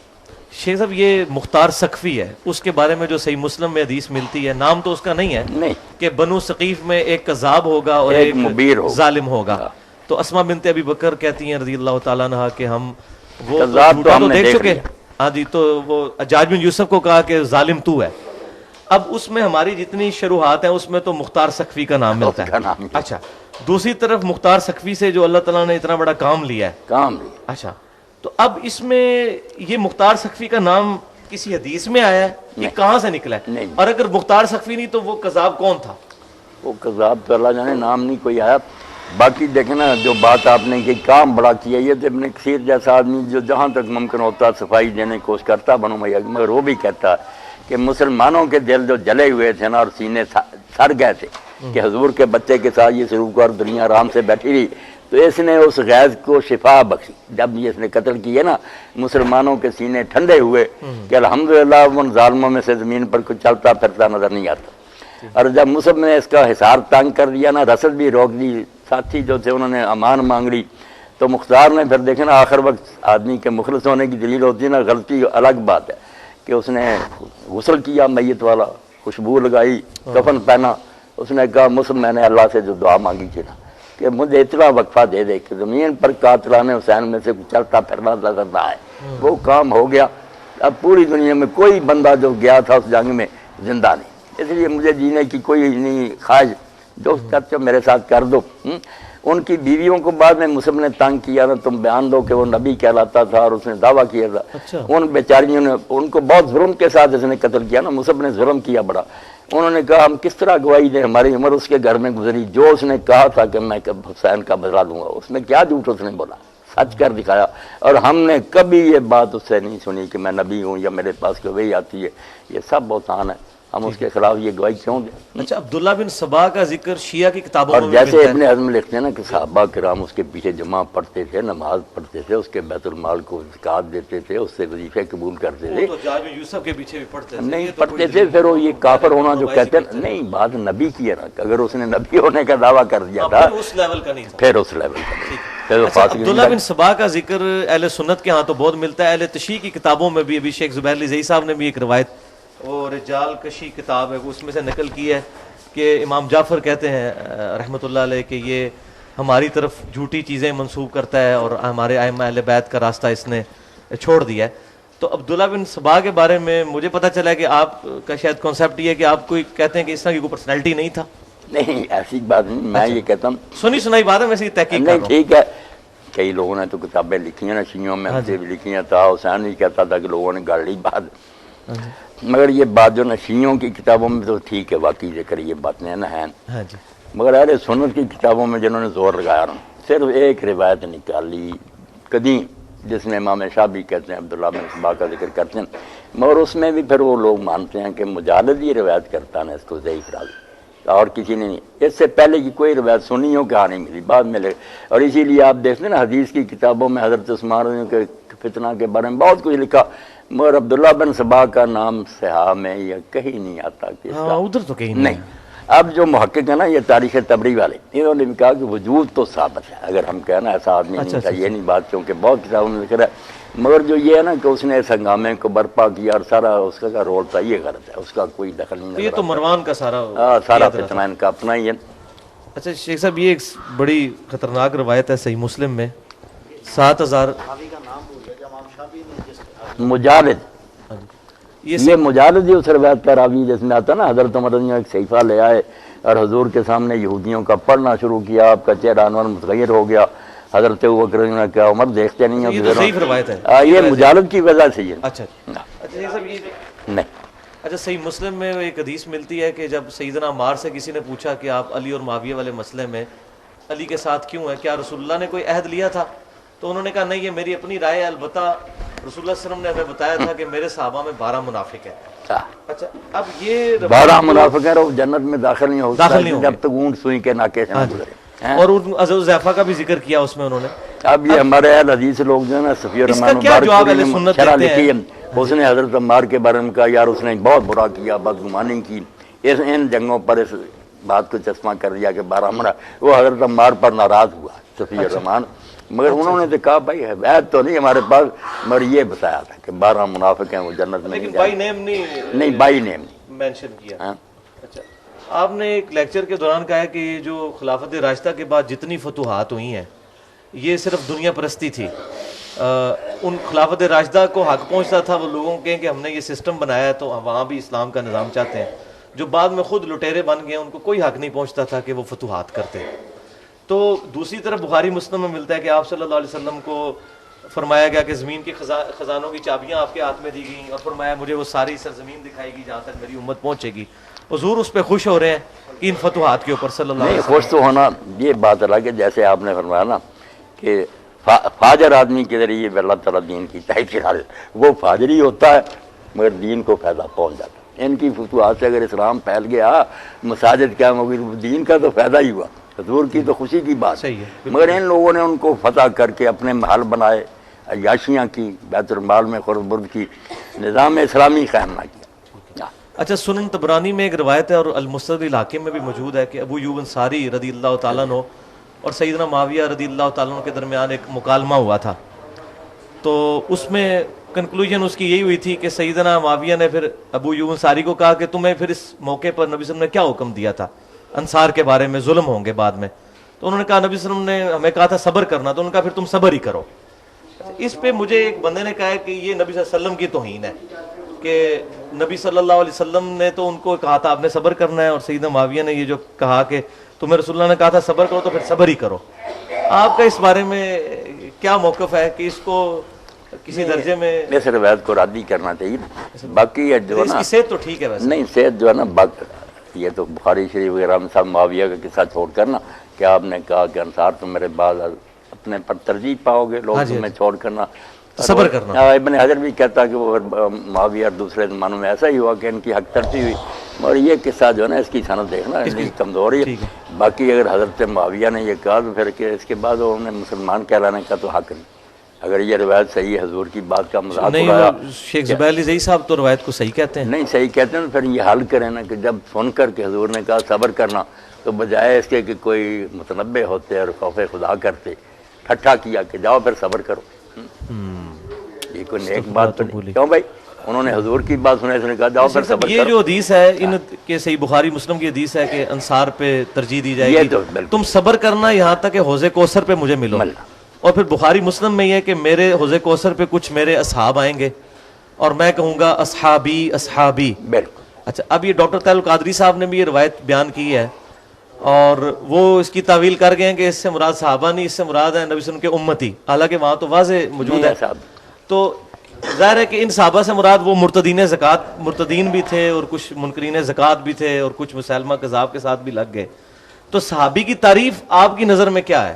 ہم تو یہ سمجھتے ہیں جس نے ایک دفعہ بھی حضور کو دیکھ لیا، ہمیں یہی بتایا گیا بچپن سے، حالانکہ کئی ان میں سے ایسے ہیں جو بعد میں سیدنا ابوبکر کے خلاف بھی کھڑے ہو گئے. ہاں جی. تو صحابی کی تعریف اہل سنت کی کتابوں میں کیا ہے؟ صحابی کس کو کہا جائے گا؟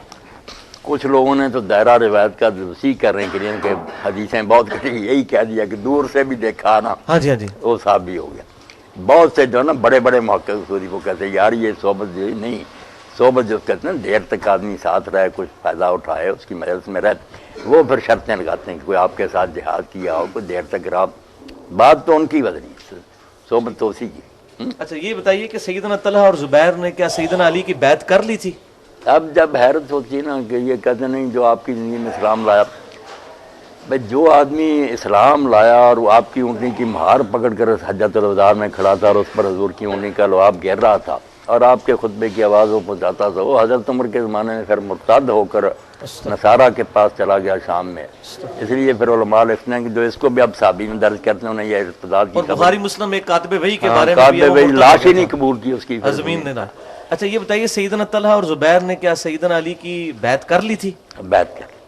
تو اگر بیعت کر لی تھی تو اچانک ان کا ذہن کیوں پھر گیا؟ کہتے ہیں کہ ان کے اوپر گردنوں پر تلواریں تھیں. ہاں جی. اگر ہم کہتے ہیں کہ یزید کی بیعت لوگوں نے ڈر کر یار صحابہ نے کی تو تم نہیں مانتے. ادھر طلحہ زبیر جو ہے اشرا مبشرہ وہ مانتے ہو کہ کہ میں نے تلوار کی وجہ سے انہیں کہا. طلحہ زبیر اگر ڈر کر کر سکتے ہیں تو پھر مان لو کہ بعد میں جنہوں نے یزید اور معاویہ کی بیچاروں نے ڈر کر کی. حالانکہ تلوار والی بات بالکل الگ ہے، انہوں نے اپنی خوشی سے بیعت کی تھی. حضرت علی کہتے رہے تھے کہ تم میں سے جو بننا چاہتا بن جائے، میں اسی طرح مانوں گا جس طرح پہلے، مگر انہوں نے کہا نہیں حالات ایسے ہیں آپ کے سوا کوئی نہیں سنبھال سکتا. مگر پھر بس کسی آپ نے دو سوال ہی ہیں اس میں کہ ایک تو سیدنا معاویہ پہ یہ تہمت لگائی گئی ہے کہ انہوں نے حضرت عائشہ کو معاذ اللہ شہید کروایا. جھوٹی بات، کوئی کنواں نہیں کھودا، نہ اس میں گری ہیں نہ اس میں دفن، بالکل اپنی موت فوت ہوئی ہیں. اور ان کا جنازہ جو تھا نا اس دن کی میں اگر سوئی گرائی جائے نا نیچے نہیں گرتی. بے شمار دنیا تھی. ابو ہریرہ رضی اللہ عنہ روتے تھے، انہوں نے نماز جنازہ پڑھائی. غلط بات غلطی ہے اور یہ بہت بعد میں حبیب السیر وغیرہ جھوٹی کتابیں ہیں. شیعہ کی بھی پہلی کتابوں میں کوئی نہیں ایسی باتیں. عبداللہ بن عباس رضی اللہ تعالیٰ عنہ کا پھر کیا سٹیٹس ہوا ہے حضرت حسن کی صلح کے بعد؟ کیونکہ وہ بڑا عرصہ زندہ رہے ہیں، ان کا کہیں ذکر نہیں ملتا. وہ انہوں نے پھر کیا خلافت کے کاموں میں وہ حصہ لیتے تھے، کسی کے ساتھ اٹیچ رہے ہیں؟ اتنے جید صحابی تھے. اس کے بارے میں آپ کے علم میں؟ نہیں وہ تو میرے علم میں جو نا ہے تو اسی طرح روایتیں تاریخی، مگر یہ بات جو ہے نا کہ جب عبداللہ بن زبیر ان سب علاقوں پر حاکم بن گیا نا یزید کے بعد، تو شام میں ان کو معاویہ کی حکومت وغیرہ رہ گئی. تو عبداللہ بن زبیر رضی اللہ کے بارے میں آتا نا پھر انسان آخر حسد میں آ جاتا نا، آدم کے پہلے بیٹوں میں ہو گیا. ان کا ذکر آتا کہ ایک آدمی آیا تو اس نے کہا ابن زبیر اب لوگوں کو تیری ضرورت نہیں رہی، دو ہی چیزیں ہوتی ہیں علم یا مال. عبید اللہ کے دروازے سے لوگ کھانے کھا رہے ہیں عبداللہ کے پاس علم سیکھ رہا ہے، عباس کے دونوں بیٹوں نے یہ کام سنبھال لیا، تو نام ہی رہے تو تیرے نہ ہونے سے کیا فرق۔ ان کے دل میں نہ کچھ اس بات سے نہ حسد پیدا ہو گیا، انہوں نے پھر حکم بھیجا کہ تم دونوں نے شہر چھوڑ دو۔ تو حضرت عبداللہ بن عباس نے کہا کہ ابن زبیر کون سی بات غلط ہے، لوگ مجھ سے علم سیکھتے علم چھوڑ دوں یا یہ خیرات کرتا عبید اللہ، ان میں سے برا کام کو انہوں نے کہا میں نہیں جانتا۔ پھر یہ طائف چلے گئے، باقی ساری زندگی وہاں انہوں نے پھر حضرت میں تنہائی۔ اچھا وہ جو مسلم میں خطبہ ملتا ہے متا والا کہ عبداللہ بن زبیر نے عبداللہ بن عباس کی طرف اشارہ کر کے کہا کہ بعض لوگ عقل کے بھی اندھے ہیں اور دنیا میں بھی اللہ نے ان کو اندھا کر دیا ہے۔ محمد علی کو یہ تو نہیں کہ وہاں قید کر دیے گئے تھے طائف سے، ٹھیک ہے۔ زیارت اچھا وہ وغیرہ متا والی جو روایت ہے کہ سیدنا ابن عباس متا کے بارے میں کافی عرصہ تک فتویٰ دیتے تھے دیتے اور اہل سنت کہتے ہیں بعد میں انہوں نے رجوع بھی کیا ہے۔ نہیں، رجوع نہیں ثابت ہوا۔ رجوع نہیں۔ اچھا متا کے بارے میں 9 صحابی جو نا ابن حزم نے نام لے کر ان کے نا روایتیں دے کر کہا کہ یہ حضور کے بعد بھی قائم رہے ہیں کہ متا حلال ہی ہے۔ آخری سوال یہ ہے کہ وہ جو جس کی وجہ سے میں مطلب حسینیت والے منہج پہ آیا ہوں وہ ابن عباس کا خواب ہے مسند امام احمد میں، نبی صلی اللہ علیہ وسلم کو خواب میں دیکھا بال بکھرے ہوئے ہیں اور خون کی شیشی پکڑی ہوئی ہے۔ کوئی شک اچھا اس میں وہ تو حدیث زبیر علی زئی صاحب نے بھی لکھا ہے کہ حدیث متواتر ہے وہ، یہ بتائیے کہ اس میں وہ جو خون کی شیشی پکڑی ہوئی ہے اور فرمایا میں صبح سے اہل بیت کا خون جمع کر رہا ہوں، اس میں محض ہمارے بریلوی بھائی اور شیعہ بھائی یہ کہتے ہیں کہ نبی صلی اللہ علیہ وسلم میدان کربلا میں وہاں موجود تھے، کیا اس کا کوئی ثبوت ملتا ہے یہ برزخ کے معاملات ہیں؟ اس میں آپ کا کیا پوائنٹ آف ویو ہے؟ نہیں، برزخ کے معاملہ اچھا اس کو یہ نہیں کہنا چاہیے؟ دیکھتا نا آدمی وہ بات تو ایک سمجھائی جاتی ہے، پھر حضور کا نظر آنا تو سچائی ہے، مگر یہ جو نا کہ آپ وہاں گئے اور یہ کیا کہ اس کی کوئی ضرورت نہیں، وہ تو ظلم کا بتایا آپ نے کہ دیکھو کیا میری اولاد کے ساتھ ہو رہا۔ آخری سوال حافظ صاحب کے پوائنٹ آف ویو سے ہے، کر حافظ لے صاحب یہ کہہ رہے تھے کہ پہلے میں نے سوال بھی قرآن سے غدیر خم سے شروع کیا تھا کہ غدیر خم میں نبی صلی اللہ علیہ وسلم نے صحیح مسلم میں جو حدیث ہے فرمایا قرآن اللہ کی کتاب ہے، یہ اللہ کی رسی ہے، اس کو پکڑو اپنا یہ الہدا والنور ہاں جی، فخذوا بسبب، جو اس کو پکڑے گا ہدایت پہ، جو چھوڑ دے گمراہ، اور دوسرا اہل بیت کا حسن سلوک۔ لیکن کیا وجہ ہے کہ آپ کے بارے میں یہ کنسیپٹ ہے کہ آپ نے وہ دوسرے حصے کو بہت زیادہ ڈومیننٹ کر دیا ہے، جو اصل چیز تھی کہ کتاب اللہ کو پکڑنا ہے، آپ کا ایمفسائز اس پہ زیادہ ہونا چاہیے تھا۔ نہیں میرا خیال پچھلا خطبہ ہی تھا، میں نے نہیں پچھلا نہیں، اوور آل جو آپ کی جو ایک پرسنالٹی میں نے کہا لوگوں نے سنت کو سیٹ دی، کسی نے اس میں بہر بیت کو سیٹ دیے، دین کے لیے آپ نے صرف کتاب۔ ٹھیک ہے، جزاکم اللہ خیر جی، سبحانک اللہ خیر سے رکھے، بڑی خوشی، حافظ صاحب تک بھی سلام پہنچائیں اور جو کوئی باتیں آپ کے علم لکھ کر بھی دیں ان پر غور کریں گے انشاءاللہ، جو حق ہوگا قبول کریں۔ جزاکم اللہ خیر۔ سبحانک اللہم و بحمدک اشہد ان لا الہ الا انت۔ بڑی خوشی اللہ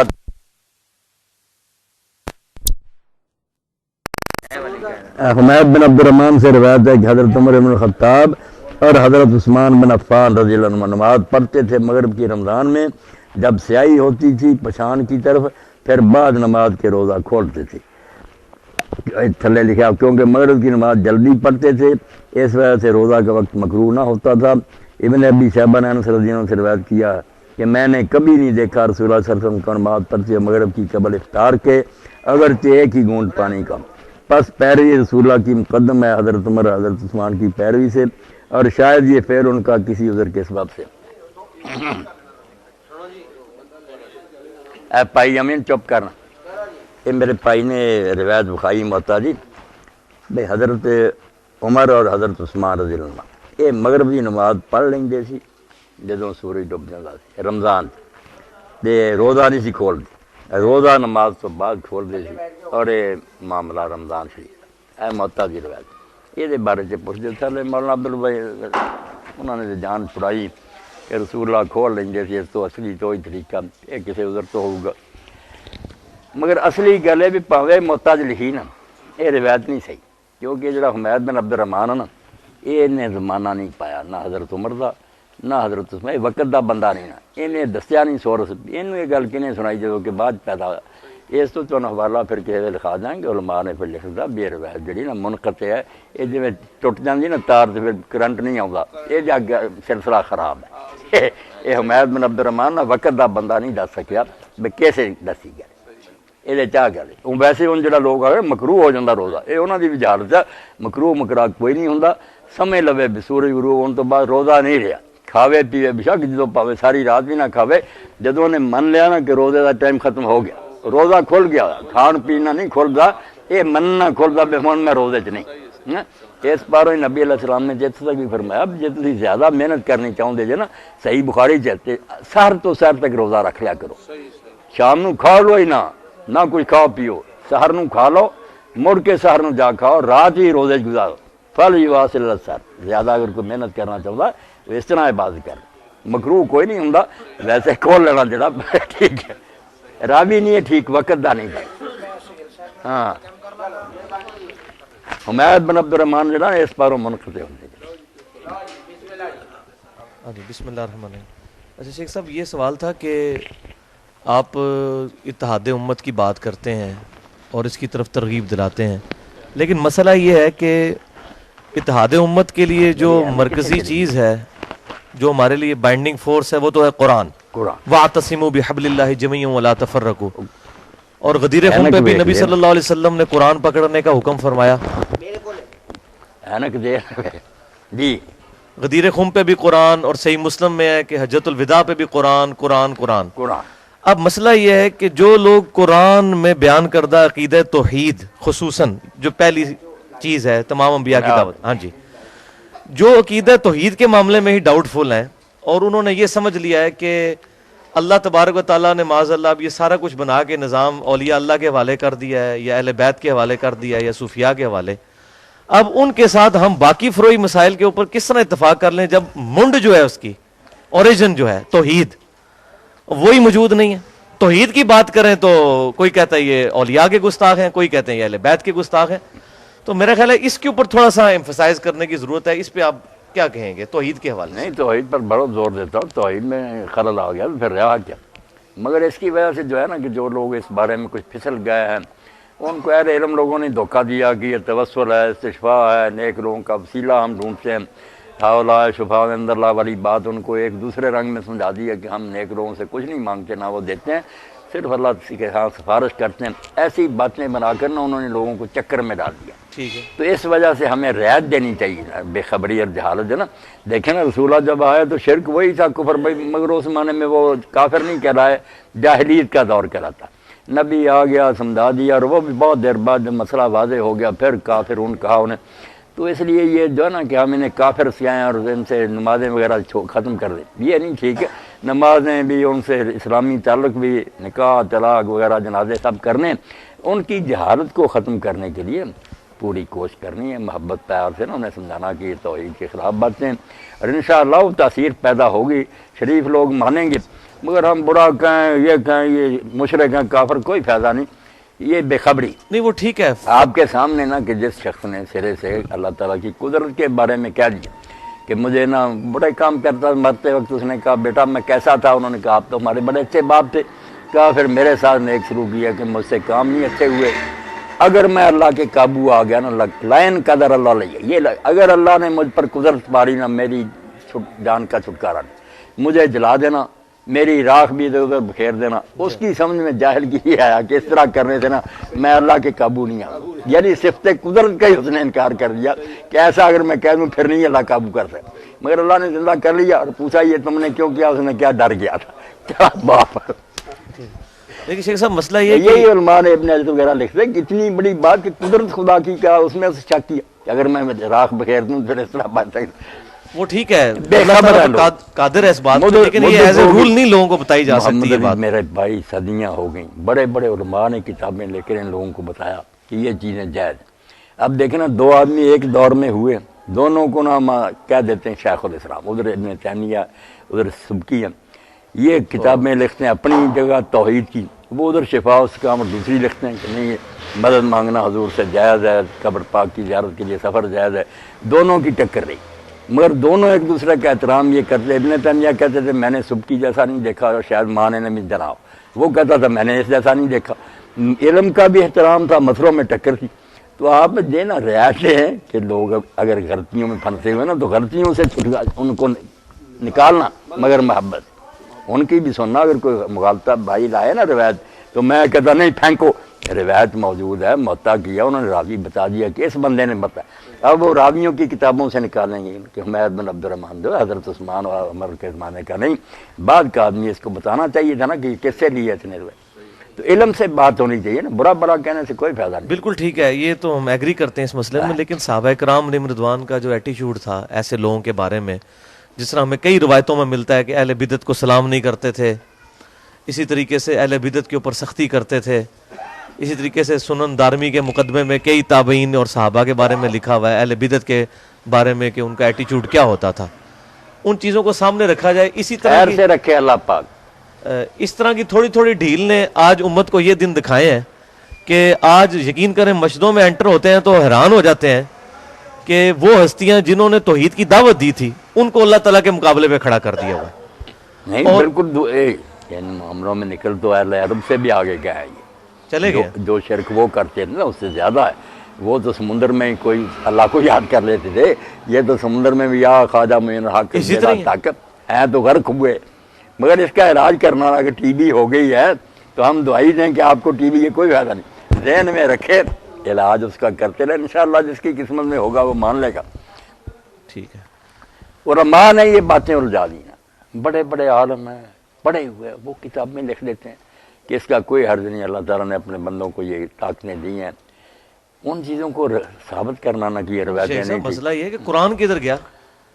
وقال الرسول یا ربی ان قوم اتخذوا هذا القرآن مہجورا، غدیر خم قرآن کی بات کر رہا ہے، حجۃ الوداع قرآن کی بات کر رہا ہے، نبی صلی اللہ علیہ وسلم کا وسیع قرآن ہے، اس کے بعد کوئی امت یہ کہے جی مجھے یہی نہیں پتا چلا کہ قرآن میں کیا لکھا ہوا تھا، ایاک نعبد و ایاک نستعین، مطلب اس کو نہیں سمجھ نہیں آتا۔ بس وہ لوگوں نے پڑھ لیا نا وابتغوا الیہ الوسیلہ، اب اس کی تفسیر میں کئی لوگوں نے لکھ لیا کہ وسیلہ تفسیروں نے تو سارا ظلم ڈایا ہے۔ نہیں ظلم تو ڈایا مگر لفظ تو ہے نا کہ وسیلہ ڈھونڈو، اب لوگوں نے سمجھ لیا کہ لوگوں نے بتایا انہیں کہ یہ وسیلے ہی ہیں، نیک لوگ جو ہے ان کو پکڑ لو، ان کو مغالطوں سے نکالنا ہے نا میرے بھائی، برا بلا کہنے سے کوئی نتیجہ نہیں نکلے گا، نفرت ہوگی دور ہو جائیں گے۔ صحیح ہے، اگر علاج ہو سکتا تھا وہ بھی گیا، وہ ہم سے دور چلے گا، بالکل ٹھیک ہے، دور نہیں کرنا، قریب کر کے نا پھر دل میں صحیح۔ طے کر کے کہ یہ گمراہی میں بالکل پھنسے ٹھیک ہے۔ نکالنا شیخ وہاں۔ صاحب یہ جو نماز کے اندر مطلب مختلف احناف کے اور سلفیوں کے درمیان، اہل تشیع اہل سنت کے درمیان آپس میں فروعی مسائل چلتے ہیں اختلافات کے پوائنٹ آف ویو سے، مطلب سورہ فاتحہ کے بارے میں اتنا سخت دونوں طرف ایکسٹریم ہے، ایک کہتا ہے جی منہ میں انگارہ رکھ دو جو فاتحہ پڑھتا ہے، دوسری طرف کہتے ہیں فاتحہ نہیں پڑھتے تو نماز نہیں ہوتی۔ نماز وہ عمل ہے جو نبی صلی اللہ علیہ وسلم کو 5 دفعہ روزانہ صحابہ کرام نے دیکھا، کرتے تھے۔ اس میں تو عملی تواتر بھی موجود، کتابیں بھی موجود، اس کے باوجود اتنے بڑے لیول کا اختلاف کیوں آیا؟ باقی چیزوں میں تو ہم کہہ سکتے ہیں چھوٹی چھوٹی کوئی چیزیں تھیں، ایک چیز جو حضور کو روزانہ 5 دفعہ کرتے ہوئے ہزاروں لوگوں نے دیکھا ہے صلی اللہ علیہ وسلم صلاۃ تسلیما کثیرا کثیرا، اس میں اتنے بڑے لیول کا اختلاف، تو اس میں منکرین حدیث کو یہ موقع ملتا ہے، وہ کہتے ہیں یہ سارا ستیہ ناز ہے حدیث کی کتابوں کا، نہیں یہ حدیث کتاب کی ان برکت، کا یہ موقف ہے۔ اچھا اب اس میں مجھے بتائیں اختلاف پھر کیوں آیا، ہم ان کو کیا حدیث جواب کی برکت سے نماز ایک، اگر حدیث نہ ہوتی تو پتہ نہیں کتنی نمازیں ہوتی۔ ایک کتاب چھپی تھی محمد علی جس کا نام تھا تقابل اربع، یہ 4 آدمی جنہوں نے قرآن کے نام پر لکھی نا کتابیں اور حلف اٹھایا کہ قرآن کی نمازیں، یہ 4 خانے بنے ہوئے تھے، چارے مولوی عبداللہ چکرالی سے شروع کر کے نا حشمت علی سارے بکھلائے، چاروں ایک بات میں شروع سے لے کر سلام تک ایک بات میں متفق نہیں ہو، اتنی الگ الگ نماز، چاروں حلف اٹھا رہے ہیں قرآن یہ نماز سکھاتا ہوتا تو ایک نہ تم 4 ہوتے۔ چلو حدیث والوں کو چھوڑو، حدیث والوں کا جو ہے نا عمل آپ دیکھ لیں کہ نماز میں جو بنیادی اذان، ہم اتنے لوگ اس وقت جمع، کسی کا قد چھوٹا، کسی کا بڑا، کوئی کاڑا، کوئی گورا، کوئی تندرست، مگر سب پر انسان کا لفظ بولتے ہیں۔ کچھ ایسی چیزیں ہیں جن میں نہ پائی جائیں، بس انسان ہو کے نکال، باقی اس کی نا چیزیں جو جدا بھی ہوں خیر ہے۔ نماز میں کچھ چیزیں ایسی ہیں ارکان اور واجبات جو الحمدللہ نا میرے پاس آبادی بھی آئے مسکت مان کے، وہ خارجیوں کی ایک شاخ ہے، حکومت بھی ان کی ہے قاضی، میں نے انہیں نماز کے لیے کہا، مجھے انہوں نے اپنی تفسیریں کیا، بڑے خوش ہوئے، پتہ چلا کہ یار خارجی کیا، ورنہ ہم نے سمجھ رکھا تھا پتہ نہیں کیا دین سے باہر، نہیں بہت عمدہ کتابیں۔ تو نماز میں جو چیزیں نماز کو نماز کہلاتی ہیں نا، وہ ہے کہ آدمی اللہ اکبر سے شروع کرے، تندرست و قیام کرے، فاتحہ پڑھے، سورہ پڑھے، پھر رکوع کرے، سیدھا کھڑا ہو، پھر سجدہ کرے، بیٹھے، پھر سجدہ کرے، 2 رکعتوں کے بعد تشہد بیٹھے، آخر میں جا کر نا السلام علیکم کو نماز سے ختم کرے۔ یہ آپ ساری دنیا میں گھوم جائیں نا، سب مسلمانوں کی نماز میں ہے، شیعہ کے بھی یہی ہے، حنفیوں کی بھی، یہ ہے وہ اجزاء جو ارکان اور واجبات ہیں جن کے بغیر نماز نہیں، جو اس کے علاوہ ہیں وہ سنن اور مستحبات ہیں، جیسے سلاد وغیرہ کھانے کے ہو جائے اچھا نہ ہو جائے کوئی نہیں، وہ ساری ایسی بات جاہلوں کی چھوڑیں کہ فلاں کی نماز نہیں ہوتی۔ ابن تیمیہ کہتے ہیں یار لوگ فاتحہ پڑھتے پیچھے نہیں پڑھتے صحابہ میں، رفع دین کرتے بھی نہیں، کسی نے ایک دوسرے کو نہیں کہا کہ اس کی نماز نہیں۔ یہ پیدا جو ہوئے نا انہوں نے امت کو برباد کیا، کرتے بے شک الگ الگ مرہ رہتے، کیونکہ یہ سنن کا ہی معاملہ تھا، سنت ہوتی وہ کر لیں تو اچھا نام ہی کی جائے، اسی لیے حضور صلی اللہ علیہ وسلم کبھی کہہ دیتے تھے، بڑے بڑے چوٹی کہہ لو، حدیث علماء نے کہا کہ یہ رفع الیدین ان حیاتوں میں سے ہے جو گاہے پیغمبر کردہ و گاہے نہ کردہ، فاعل مصاب باشد و تارک غیر مرام، اگر کرے گا ثواب ہے، نہ کرے گا اس کو ملامت، اس درجے کے مسئلے تھے۔ جب بنا دیے نماز نہیں ہوتی، فساد ہو گیا۔ آپ دیکھیں کہ فرض اور واجب اس کی نماز میں ہیں، وہ ہیں تو جیسے انسانوں میں باقی چیزوں میں بہت فرق ہے، مگر پھر بھی انسان ہی بولتے ہیں، نماز ہی بولیں گے جب تک واجبات اور ارکان محفوظ ہیں۔ سنت و مستحب یہ جو ہم ہاتھ باندھتے ہیں، ہاتھ باندھنے کا دیکھ لیں، امام شافعی بھی کہتے ہیں کہ اگر لٹکا دے اور وقار سے کڑا رہے، حرکتیں نہ فضول کرے، فلا باس، کوئی حرج نہیں۔ اور مالک اور لیث بن سعد تو ویسے ہی قائل تھے کہ لٹکا کر پڑے، اور امام اوزاعی شام میں کہتے ہیں دونوں کی اجازت سے آدمی باندھ دے یا چھوڑ دے۔ یہ مسئلے تو زائد چیزوں کے کہ یہ ہو جائے ٹھیک ہے نا، یہ فرض واجب چیزیں نہیں تھی، بے علم لوگوں نے بنا لیا نا کہ اس کے بغیر نماز نہیں، اس سے پھر فساد ہی ہونا تھا۔ فاتحہ کا آپ پڑھیں دیکھ لیں، جو علم والے لوگ ہیں وہ سب مانیں گے کہ 3 گروہ تھے اصحاب رسول میں، کچھ ہر حال میں پڑھتے تھے سری جہری میں، ان کے بھی آگ نہیں پڑھنی، بکواس کرتے ہیں، عبادہ بن سامت، ابو ہریرہ یا حضرت عمر کے پڑھنی، اور جو کہتے ہیں نہیں پڑھتا نماز نہیں، بھئی مسلم خود لکھتے ہیں کہ حضرت زید بن ثابت جو کاتب وحی تھے وہ کسی نماز میں بھی امام کے ساتھ قرآن نہیں پڑھتے ہیں، اور آپ خواب جو امام ترمذی لکھتے ہیں کہ اصحاب رسول میں وہ بھی تھے جو پڑھتے تھے، نہیں پڑھتے۔ اور امام احمد بن حنبل کا جو حوالہ دیا، انہوں نے کہا یار حضرت جابر سے زیادہ کو جانتا صحابی رسول سے کہ حدیث کا کیا معنی، انہوں نے لا صلاۃ کا بھی بیان کر دیا کہ جس نے کسی رکعت میں فاتحہ نہیں پڑھی اس کی نماز نہیں، مگر ساتھ ہی کہا اللہ یکون وراء الامام، ہاں اگر وہ امام کے پیچھے ہو پھر یہ قانون ہے۔ وہ کہتے ہیں صحابی کو ضرورت کیسے ہوئی، اگر اس نے اپنی طرف سے یہ استدعا کیا، دین برباد کیا کہ جب نماز نہیں ہوتی کیوں کہا اس نے کہ میں امام کے پیچھے ہو جاتی ہے۔ اور اس کو حسن صحیح کہا، امام احمد بن حنبل کہتے ہیں یار اس سے صحابی سے بڑھ کر کوئی حدیث کو جانتا، اس لیے اکیلا پڑھے گا یا امام پڑھے گا اور فاتحہ نہ پڑھے اس کی نماز نہیں، اللہ یکون وراء الامام، ٹھیک۔ اور زیادہ اکثریت تو آپ جانتے ہیں نا کہ سری میں پڑھ لیتے تھے فاتحہ بھی، اور جہری میں جو ہاں سورت بھی پڑھتے اور جہری میں خاموش رہتے، تو پتہ چلا یہ ساری چیزیں ٹھیک ہی تھی، نماز کا کوئی نہیں بگڑتا۔ ترجیح دے سکتے ہیں آپ کا، میرے خیال میں یہ زیادہ بہتر کر لیں۔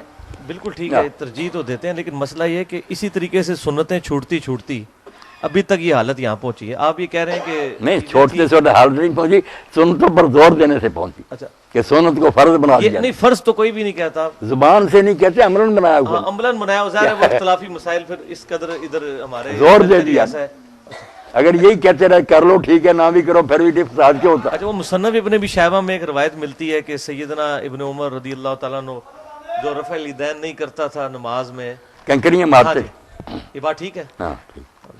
تو مسئلہ ہے کہ ابن عمر بھی بڑے متبع سنت تھے، بڑے بڑے، ہاں جی، تو وہ اتنی نہیں وہ توجہ دلانے کے لیے کہ بہتر تو یہی کہ رفع الیدین کیا ہے، وہ میں بھی کہتا ہوں جیسے شاہ ولی اللہ والذی یرفع حب الی ممن لا یرفع لأن احادیث رفع اکثر واسبق۔ لیکن ادھر تو ظلم یہ ہو گیا ہے کہ جو لوگ کر رہے ہیں نا ان کو تختہ مشق بنایا ہوا ہے نہ کرنے والوں نے، جن کی اپنی ایک حدیث جو کہ اصول محدثین پہ وہ بھی صحیح نہیں ہے، کوئی روایت صحیح ثابت نہیں۔ ان کا ظلم یہ ہے کہ وہ، اور جو کرنے والے نے انہوں کا کرنا تو اچھا، مگر جس طرح کرتے ہیں نا رفع الیدین، وہ تو خیر غلط ہے، انہوں نے بھی محمد علی بھائی بدنام کر اب یہ کوئی رفع الیدین ہے؟ یہ یہی کہنا کہ مکھیاں اڑا رہے ہیں، کیوں بھائی آپ بتائیں۔ ہاں میں آپ کو بتا دیں یہاں ایسے لوگ ہیں، میں نے ایک دن محمد علی بھائی اس پر خطبہ نہیں کیا، نہ رفع الیدین، مگر جب اس کا فلسفہ کبھی کبھی بیان کر دیتا ہوں کہ آپ جب اللہ کی طرف دونوں ہاتھ اٹھا دیتے ہیں تو وہ بالکل اپنی نفی ہے کہ میرے پلے کچھ نہیں تیرے۔ کتنے دیوبندی کٹڑ مقلد تھے، مگر آپ جو کرتے ہیں نا اتنا اچھا رفع الیدین کرتے ہیں، میں بھی حیران ہوتا ہوں۔ میں نے نہیں کہا انہیں، وہ خود ہی لگ گئے۔ ایک سوال میں بھی کر لوں کہ یہ جو آپ فرماتے ہیں کہ تمام فرق جو ہیں اپنی حدیث کی کتابوں کو چھان پھٹک کر لیں اور تاکہ ہم آہنگی پیدا ہو جائے، اس کا کیا طریقہ، علمی کیا طریقہ آپ کے ذہن میں آتا ہے؟ ہر گروہ میں ماشاءاللہ نا ایسے لوگ اب بھی موجود ہیں، شیعہ سنی دوسرے سب ہیں کہ اللہ نے انہیں علم بھی دیا، رجال کے ماہر بھی ہیں، مختلف موقعوں پر وہ اظہار بھی کر دیتے ہیں۔ اب کافی ہے نا، وہ حماسہ میں لکھتے ہیں سید مرتضیٰ مطہری کہ افسوس ہے کہ کافی میں بھی یہ روایت آ گئی کہ امام حسین علیہ السلام کی لاش پر ایک آ کر شیر بیٹھ گیا، اور لوگ جب گئے آپ کا سر کاٹنے کے لیے تو شیر ہرایا، تو پھر انہوں نے کہا دیا یار نہ چھیڑو، یہ ایک مصیبت ہے، گلے پڑ جائے گی۔ وہ کہتے ہیں یہ بھی اتنی بڑی ہماری کتاب میں ایک جھوٹی روایت لگی، کون سا؟ اور کئی لوگ پھر یامین بھائی اتنا دور چلے گئے ذاکر کہ وہ شیر خود حضرت علی تھے، شیر کی شکل میں آتے تھے، وہاں بیٹھتے تھے۔ اب کیا کریں، ان روایتوں نے یہ امت روایات میں کھو گئی، حقیقت خرافات میں کھو گئی۔ حالانکہ خود علامہ محدثی کہتے ہیں کہ یہ روایت جو ہے نا ضعیف ہے، مگر کتابوں سے الگ کر کے شائع کریں کہ اتنا مواد صحیح کٹھی کر لیں، تقریباً ایک ہی بات ہے، یہ ان ضعیفوں نے فساد ڈالا ہوا۔ اچھا یہ کچھ بزرگ جن کو آپ رحمۃ اللہ علیہ کہتے ہیں، رحمۃ اللہ علیہ ہاں جی کہتے ہیں، اب مسئلہ یہ ہے کہ جب ہم تک ان کی کچھ باتیں ایسی پہنچتی ہیں جن میں عقائد کی خرابیاں مجھلی ہیں، تو اس میں یہ ہم جو ان کے لیے دعائیہ کلمات کہتے ہیں، اس کی کیا شرعی حیثیت ہے؟ نہیں تو کل کو کوئی یزید کو بھی امام غزالی کی طرح رحمۃ اللہ علیہ کہے گا؟ یزید بیچارہ جو ہے نا، یزید کو نیک نہیں، اس کی بات کو بھی غلط بیان کر دیا لوگوں، نیک بالکل نہیں کہا۔ امام علیہ السلام کا خطبہ بھی نقل کیا کہ لوگوں تم دیکھتے ہو حق پر عمل نہیں ہو رہا، لوگوں نے حرام کو حلال کیا لیا، بیت المال لوٹ رہے ہیں، سارا تقریر لکھی۔ وہ صوفی ہونے کی جہت سے نا یہ کہتا کہ یار شیطان کو بھی اگر کوئی لعنت نہ کرے اس کو بگڑتا وہی وقت ذکر میں گزارو، وہ اس کا تصوف ہے۔ وہ کہتا چلو کلمہ گو تھا، جب ہم کہتے تھے اللہ مسلمانوں پر رحم کرو، وہ بھی بیچارہ آ جاتا۔ یہ اس کی نا درویشی کی بات ہے، نیک نہیں کہا، بالکل وہ جانتا کہ فاسق فاجری ہے، لوگ غلط بات بیان کرتے۔ یہ ایک الگ بات ہے کہ تو لکھا ہے کہ ذکر حسین بھی حرام ہے، صحابہ کرام کی توہین ہو جاتی ہے۔ وہ تو پھر ابن حجر مکی بھی لکھتا ہے ان لوگوں کے دلوں میں چور ہے نا۔ میں کہتا ہوں یار یہ اعتراف جرم ہی ہے نا، اگر صحابہ کا قصور نہیں تو آپ کو کیا ڈر ہے؟ آپ مسئلہ لائیں میدان میں، ان کو بری کریں، اور اگر قصور کو نظر آتا ہے تو پھر چھپانے کا کوئی فائدہ؟ آپ کہیں گے ذکر نہ کرے، لوگوں کو یقین ہو جائے گا کہ ہے بھائی کوئی داڑھی میں چور آ گیا لینے کے لیے بھائی۔